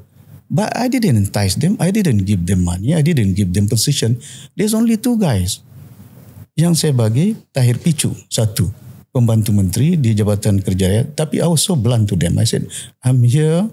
Kalau you nak masuk dalam kerajaan hari ini untuk membantu, but make sure that kita bukannya tahu the government, kita tahu lah Sabah ni very frequent tu perubahan program kerajaan, tapi itu landasan sebenarnya ada tanggapan yang salah, mereka tidak mengetahui apa yang sebenarnya berlaku kejadian-kejadian itu. And the second round, the rest of the group with Musa Aman di tempat yang lain. But Istana was already somehow, that particular moment I think dah lain dah keadaan dia. Maka dengan itu bila TYT mendapat maklum yang tepat bahawa tak cukup majoriti sebelah, maka saya dipanggil ke istana dan saya angkat sumpah. So I'm not saying that I tak ada mandat waktu itu, pasal bila mereka menyatakan bahawa mereka keluar, undang-undang anti-hop law pun tak akan mengubah dari segi parti nak kerjasama dengan mana-mana parti. Ya, so bila saya lihat itu takkan tak boleh. Ya, bukan artinya saya tak ada mandat yang ada. Tapi apa pandangan Datuk Sri berkenaan dengan undang-undang anti lompat parti sekarang? Memandangkan kita ambil penjelasan Datuk Sri bahawa you receive the party support dan kemudian datang 6 orang, tapi you still accepted the 6 daripada UMNO untuk menyokong warisan. So apa pendirian Datuk Sri berkenaan dengan anti-hopping sekarang? Sebab you have in the past received support from hoppers. Actually kalau saya lihat dari segi perundangan yang ada, that's why we were hoping that the anti-hop law be passed immediately. And I did inform my colleague, saya maklumkan dengan si Daryl Liking, he was in the select committee. Saya maklumkan kepada dia supaya merangkumkan dalam perundangan itu juga, supaya ada klausa-klausa untuk membolehkan supaya undang-undang ini bukan hanya sebagai satu deterrence, disdain, make sure that supaya mereka tidak tergalak untuk melakukan, sama ada bila parti suspend them, bila parti pecat mereka. Itu juga tentama untuk by elections, pasal mendarayat dah berubah dah. Yang itu, saya waktu itu bila saya keluar dari UMNO ataupun dipecat daripada UMNO tu, digantung, pas itu saya tak kisah kalau ada perubahan by elections in my hometown. So let the people decide whether they want me or not. It's okay with me. Cuma itu yang saya beritahu. Now currently under this current law, I think I do agree with certain group of people the need for us to review the law to ensure that kadang-kadang bila kita lihat berlaku lompat-melompat is a mockery of what is the law that is there. What is important now? I think I'm planning nak bawa usul kalau dapat. I've already asked some of the lawyers look into it. Where are the particular sections in that sort of law provision where we can put additional kind to ensure that it's not only a deterrence, but these are the reason why instability, political environment in the country. Dan kadang-kadang itu keyakinan. Bukan kadang bila kita turun ke bawah, you guys politician, we don't trust you, Sometimes the distrust is there, is increasing in number because they're looking at us. Where are we? Kemana kita nak dibawa ni? Kita nak undi dia, kita nak sokong dia dengan tujuan satu, iaitu untuk membela kami di kawasan di mana dia wakili, contohnya. Jadi ini yang saya lihat bila persoalan GJ sebutkan tadi, saya yakin kalau ada keperluan untuk kita nak mengubah apa ni, just improvise that. Mungkin nak cakap tentang sekarang dan masa depan juga Datuk Seri, politik. Pilihan Raya Negeri Sabah tidak berapa lama lagi barangkali. Dan apa kedudukan warisannya sebenarnya sekarang ni? Sebagai sebuah parti nak berdiri sendiri bersama dengan satu pakatan atau tidak? Saya rasa yang tak mengikuti politik Sabah ni kadang-kadang confused. Where does warisan sit? So maybe sebagai presiden sendiri, tolong jelaskan apa yang berlaku sekarang. Saya dah jelaskan dengan ahli-ahli parti warisan apa yang penting sekarang ini. Kita kuatkan rumah kita dulu. Strengthen the house first, iaitu parti warisan yang ada. Don't think of other party. Of course ada yang duduk dengan saya bincang, minum, termasuk UMNO, termasuk staff parti-parti lain. Kadang-kadang ada yang jumpa dengan saya, Datuk Seri boleh ke? I said, well, we are strengthening our party first. We are looking into our house first. come what may, sama ada sebelum pilihan raya kah ataupun selepas pilihan raya, we can look into it. Of course, in reality, in life sometimes, whether dalam keadaan gelanggang politik ataupun keadaan konflik yang ada, alliance is also very important. Tapi alliance juga we have to be very careful. Ada alliance tujuan dia ni ada jadi YB. Ada alliance tujuan dia nak jadi menteri. Lepas itu bila tak dapat dia melompat. Because that's why I said the need for us to review the law now before even any general elections to come into, in how many years? 3 years to come, is it? 4 years to come? The national election is there because it's also worrying in the event anything happen. You work with this alliance. How sure are you? As a party, they can move out, But bagi kita, parti warisan, saya beritahu, perkuatkan dulu. Lepas itu, keadaan dia, kalau nakkan bergabung, kita akan lihat apa intipati perjuangan yang kita nak gabung. Sama ada suara Sabah, rakyat Sabah ini boleh kita katakan bersama dan boleh merealisasikan harapan rakyat Malaysia di Sabah, maka tak jadi masalah dengan kita. Sebagai jawapan politik itu memang mantap lah. Because you basically didn't say anything, which is great. But now I'm going to force the question. So kalau hari ni dilihat kepada intipati perjuangan, sebab saya guna perkataan untuk saya, hari ni dilihat kepada intipati perjuangan, yang mana lagi serasi dengan warisan, JRS, UMNO ataupun PH? Dan UMNO pun yang mana?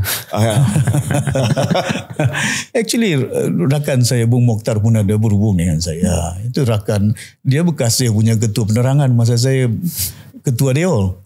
All these guys, I groom them as well to become one of the guys in Sabah. Bila saya lihat, I said, you pengurusi perhubungan, tak apa kuatkan parti. Your party is very divided. Half of it is not controlled by you, half of it is controlled by others, I said.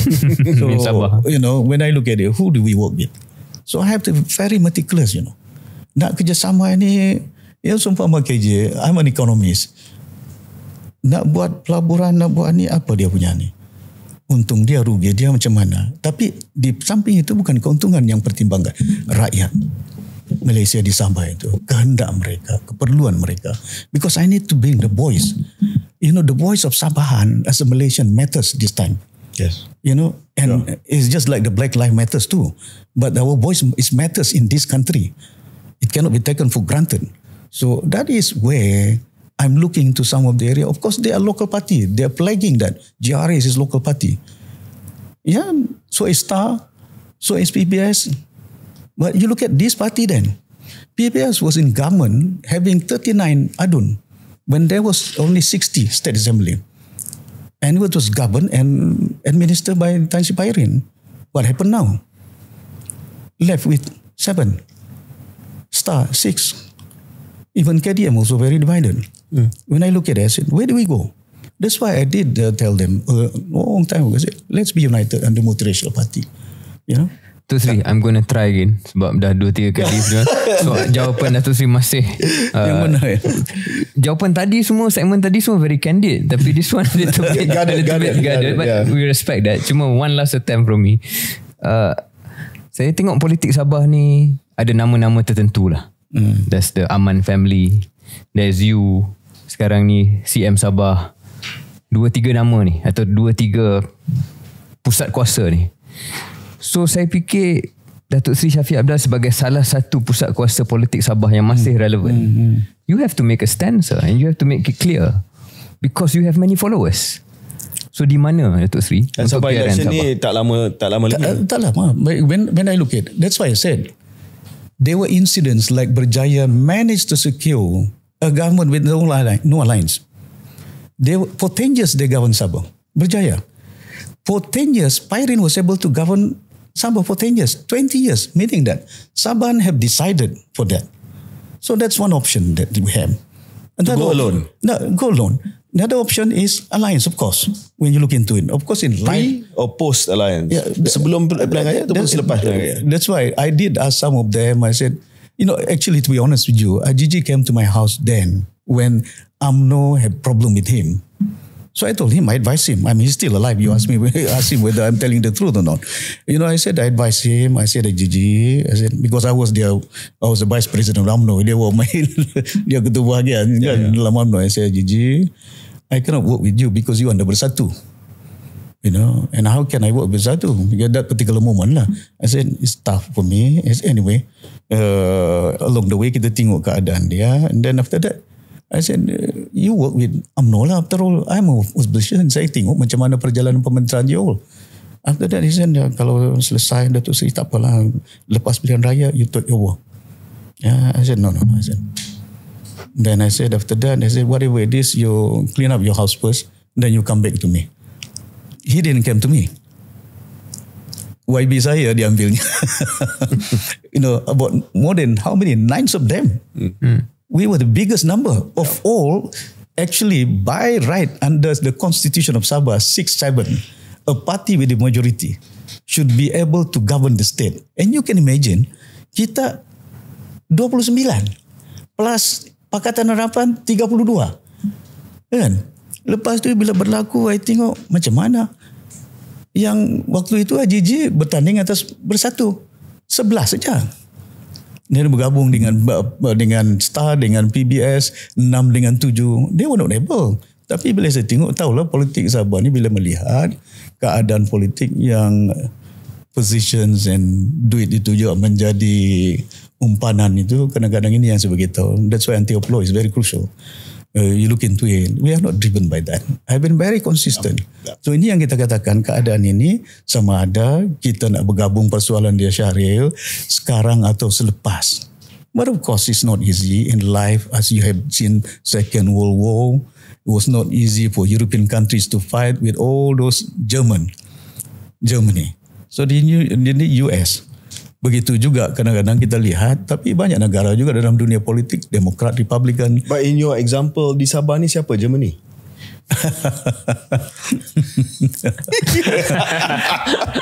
I think we got the closest answer we can. Which one yang dia tak berapa gemar? Dari segi keadaan dia, bila saya melihat dari segi contohnya, saya di Sabah pembangkang. Ya. Pembangkang. Saya tak maklumkan waktu itu kepada tuanku, saya boleh sokong pasal ada 3 Perdana Menteri, stabil kestabilan negara, sokong di situ. But when come to Sabah, I'm so sorry. You know, because that is very clear in my mind. Because one is thinking of the nation, one is thinking of voice of Sabah. But I have to accept the reality. Whatever it is, kat Semenanjung 166 kursi, Sabah only 25. Like it or not, come what may, whoever have the majority kat sini, you have to support the government. Kalau sekiranya you nak bantu negara kita, kalau tak pun tak jadi masalah if you are the government in Sabah. Tapi itu tak ada coordination antara Sabah dengan kerajaan pusat. Pasal itu bila saya melihat di peringkat pusat, saya bagi bantuan from day one. Saya tak berubah, ya. Tapi bila di peringkat negeri, saya jadi pembangkang tu, ya. Cuma bila mandat persoalan dia, contohnya bila Mahyudin waktu itu, pasal mandat tu, itu yang saya katakan, you won't last long. Okay. Saya dah beritahu, ya, sebenarnya it's very difficult. Saya nasihat, you won't last long. Keadaan ini mungkin akan berubah kerajaan, you know. That's why I said, bila berlaku, sama ada siapa kita nak bergabung. Bagi saya cukup jelas di Sabah itu, saya tak bergabung dengan PH, dengan GRS di situ. I'm on a position there. Okay, clear. So Sri, mungkin kita nak rangkumkan sebab dah 2 jam banyak kita bincang. Just the last part on politics daripada saya lah. Datuk Seri dah cakap tentang Sabah, tentang option yang ada untuk parti warisan. Parti warisan sekarang ni tidak dikenali sebagai parti warisan Sabah, ada parti warisan Malaysia. Maksudnya ada sedikit aspirasi untuk mempengaruhi politik di seluruh negara Malaysia. With that in mind, now warisan gives the support to Datuk Seri Anwar, this government, within the unity government, because we want political stability. Come the next election, will Warisan give the support to Anwar Ibrahim as the calon Perdana Menteri selepas the next election? Depending on the mandat rakyat. I have to be honest, if it is in line with that sort of things where the rakyat, I cannot object this voice of people in Semenanjung too. The reason why I expanded it, actually reluctantly, sebenarnya saya bila nak bertanding kat Semenanjung, saya tahu memang bukan senang, kemungkinan kalah. Tapi saya nak lahirkan satu semangat, satu kesedaran, keinsafan, a wake up call to all Malaysian, not only in Sabah, bahkan juga di Semenanjung. Kalau saya bertanding parti warisan, most of my people in Sabah were not happy. They are against it. Why do you want to go there? You know, you can't even command majority in Sabah and yet you want to expand your party there. But actually dari segi sejarah dia, dulu bila 1946, PBS bertanding kat Semenanjung bersekali dengan Tunku Razali waktu itu di Pulau Pinang. Yes. APCO contested di tempat orang asli di Perak. Dan bila saya melihat, saya tengok gambaran dia serving the country for 30 years almost. 29 years I was in federal dalam berbagai landasan. I have quite a number of friends and supporters too. You know, bertanding naik presiden 7 negeri 100%. Cuma Sabah saja tak dapat 100%, my hometown. Dan bila saya lihat, bila saya masuk ke Semenanjung, I wanted to say that why not? As a Malaysian, they asked me, I said, no, expand. Dan tujuan saya bukan nak dapat YB, bukan nak dapat memerintah. Saya tahu kita bertanding pun berapa kursi saja. Tapi bila saya bertanding, ada suara-suara canggal yang menyatakan, bila datang ke Semenanjung, kacau. I said, that sound very good. Kalau saya bertanding ke Semenanjung, warisan kacau. You guys contest in Sabah tak kacau ke? I said, what is it all about? We as a Malaysian, you know, why can't we? So I just want to have a wake-up call to all, saying that, why not? But then it's okay with me. That's why I told my colleague, Tan Sri Ong Tik Kiat, the former president of MCA, contested under my ticket di Pandan. He got secure about 3,000. Can you imagine the former president of MCA was able to be, a candidate under warisan? So I said, no, being a multiracial party, why don't we build it up? That sort of values, multilateralism in this country yang ada. Kita tahu kemelayuan keislaman saya takkan pudar. Itu red line dia ada. Tapi itu juga tidak menyekat saya untuk kerjasama dengan kaum-kaum dan bangsa lain dan agama lain. Takkan. Bila saya jadi ketua menteri, saya katakan dengan mereka, saya bagi duit gereja in Tambunan. Walaupun Tambunan tak undi saya dalam pilihan raya. When I was the chief minister, I said, because waktu itu masyarakat di situ nak gereja. But I was then sebagai menteri, ketua menteri Sabah, bukan ketua menteri Islam. Tapi bila kita tahu collection of taxes and also revenue come from them and they need help. Sure. These are the people, I said, why not? Then saya beritahu dengan mereka, the only Muslim chief minister extended one day at Christmas. No other state. I was so blunt about that because they came to see me, to see I got children, I got family in KL serving there. Can they come back home for, all those Christmas day, dinner, apa-apa. And extend one day only. So I check. Kita orang Islam ada 6 hari, berapa hari, 7 hari ke? Hari Raya 2 hari, Hari Haji 2 hari, Mahal Hijrah, toko ini semua. More than how many days? As a Malaysian, takkanlah tak boleh bantu supaya bonding family dia. Di antara anak yang bekerja di Hong Kong, antara anak bekerja di Kuala Lumpur. This is how you bond Malaysians too.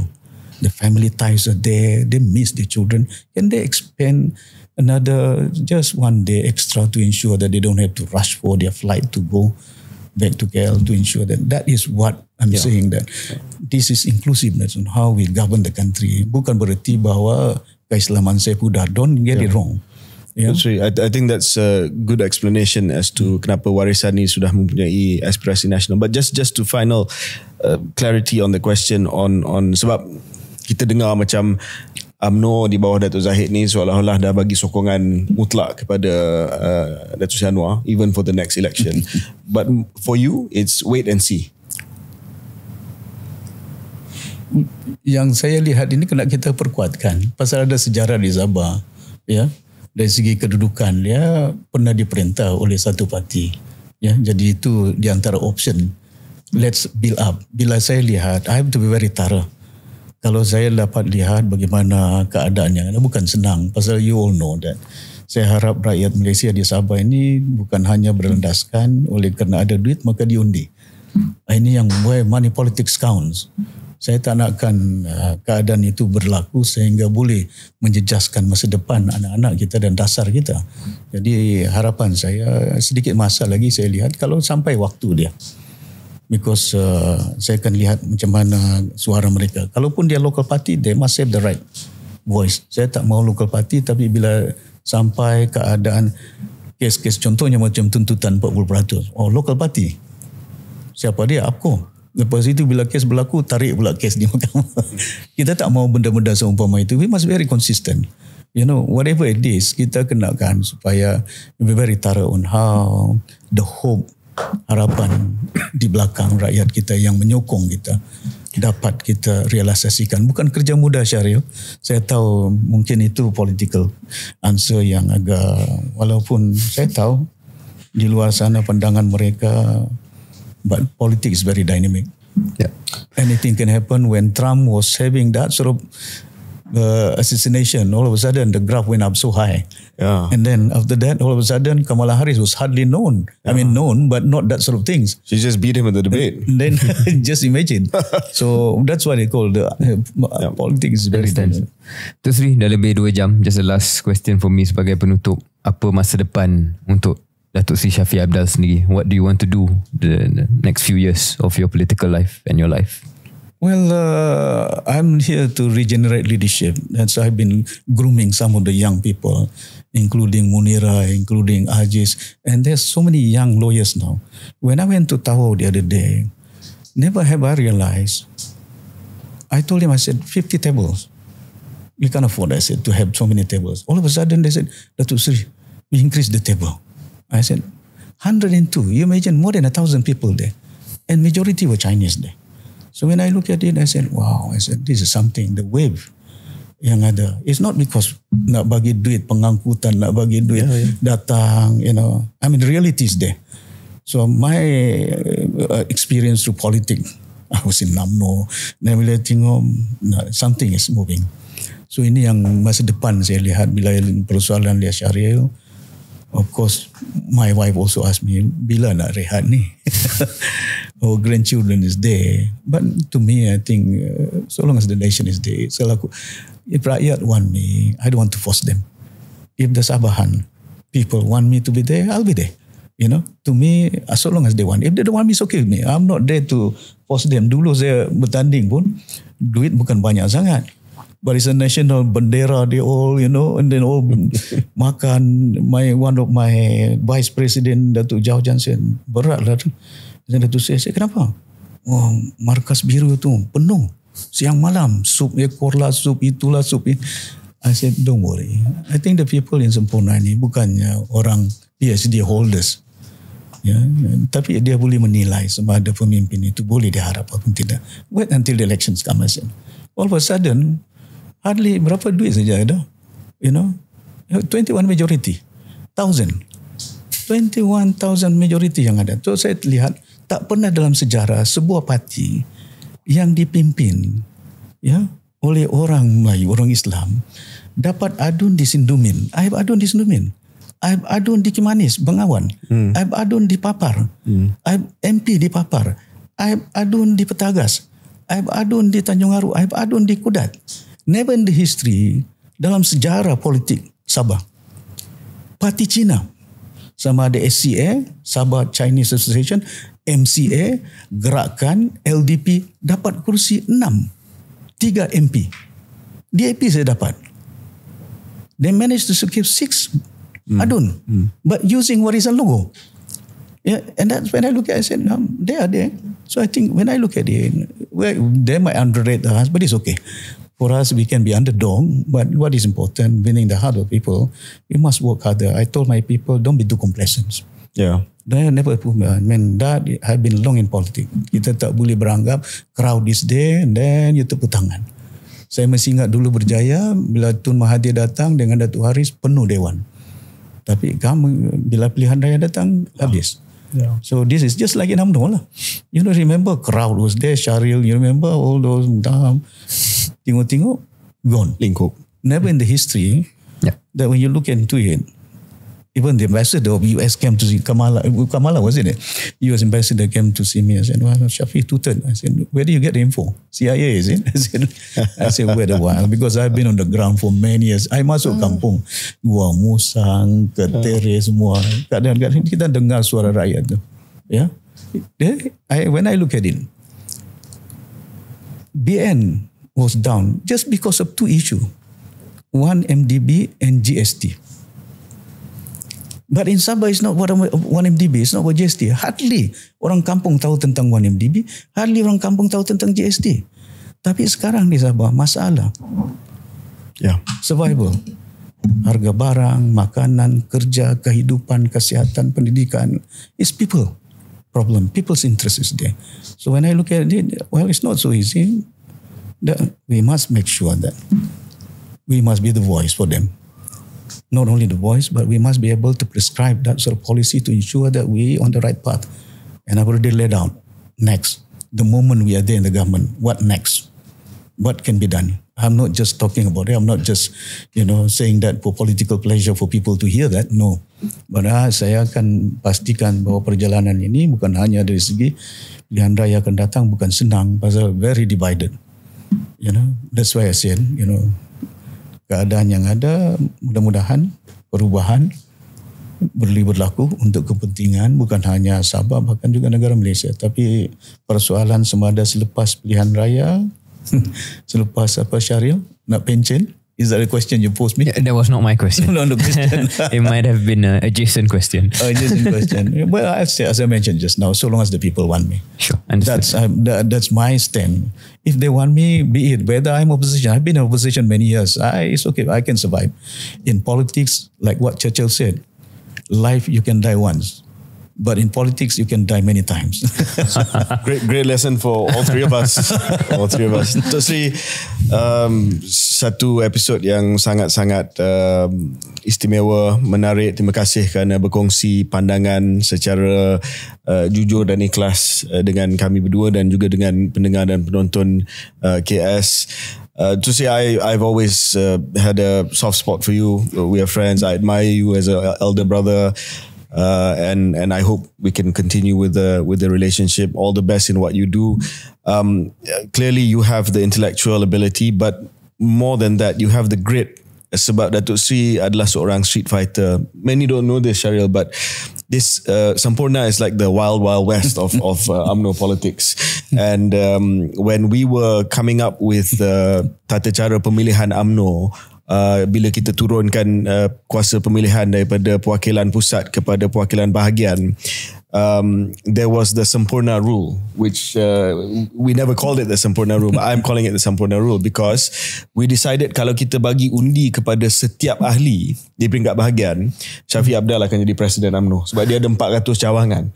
So that's why we gave electoral college. I see. Kalau tak electoral college, kalau setiap ahli di peringkat bahagian dapat undi, si Shafiq dah jadi Presiden UMNO. But the fact that he can control bahagian macam Sampurna 400 lebih cawangan, 700 lebih cawangan. Imagine, Putrajaya berapa 30 aja cawangan kemudian 700. I mean, that shows the grit of the street fighter that is Datuk Seri Shafiq Abdal. Anyway, last word to you. No, thank you Datuk Seri. It's been a pleasure. Maybe last word, apa-apa message untuk Hari Malaysia untuk Datuk Seri kongsi bersama dengan penonton Keluar Sekejap. Well, first of all, I would like to say, saya ucapkan juduan terima kasih kepada KJ dan juga Syaril yang sudi mengundang saya. Orang kampung datang ke Keluar Sekejap dan satu landasan yang boleh kita utarakan harapan dan juga pandangan ke arah mana mudah-mudahan bukan hanya negara kita, bahkan juga rakyatnya dapat menghuni di sebuah rumah yang berbagai kaum, berbagai agama, masa depan mereka akan jauh lebih baik di masa-masa akan datang. Harapan saya sambutan Hari Malaysia ini akan dapat melahirkan keadaan yang boleh dinikmati bukan hanya oleh segelintir masyarakat yang ada, tapi keseluruhannya mudah-mudahan.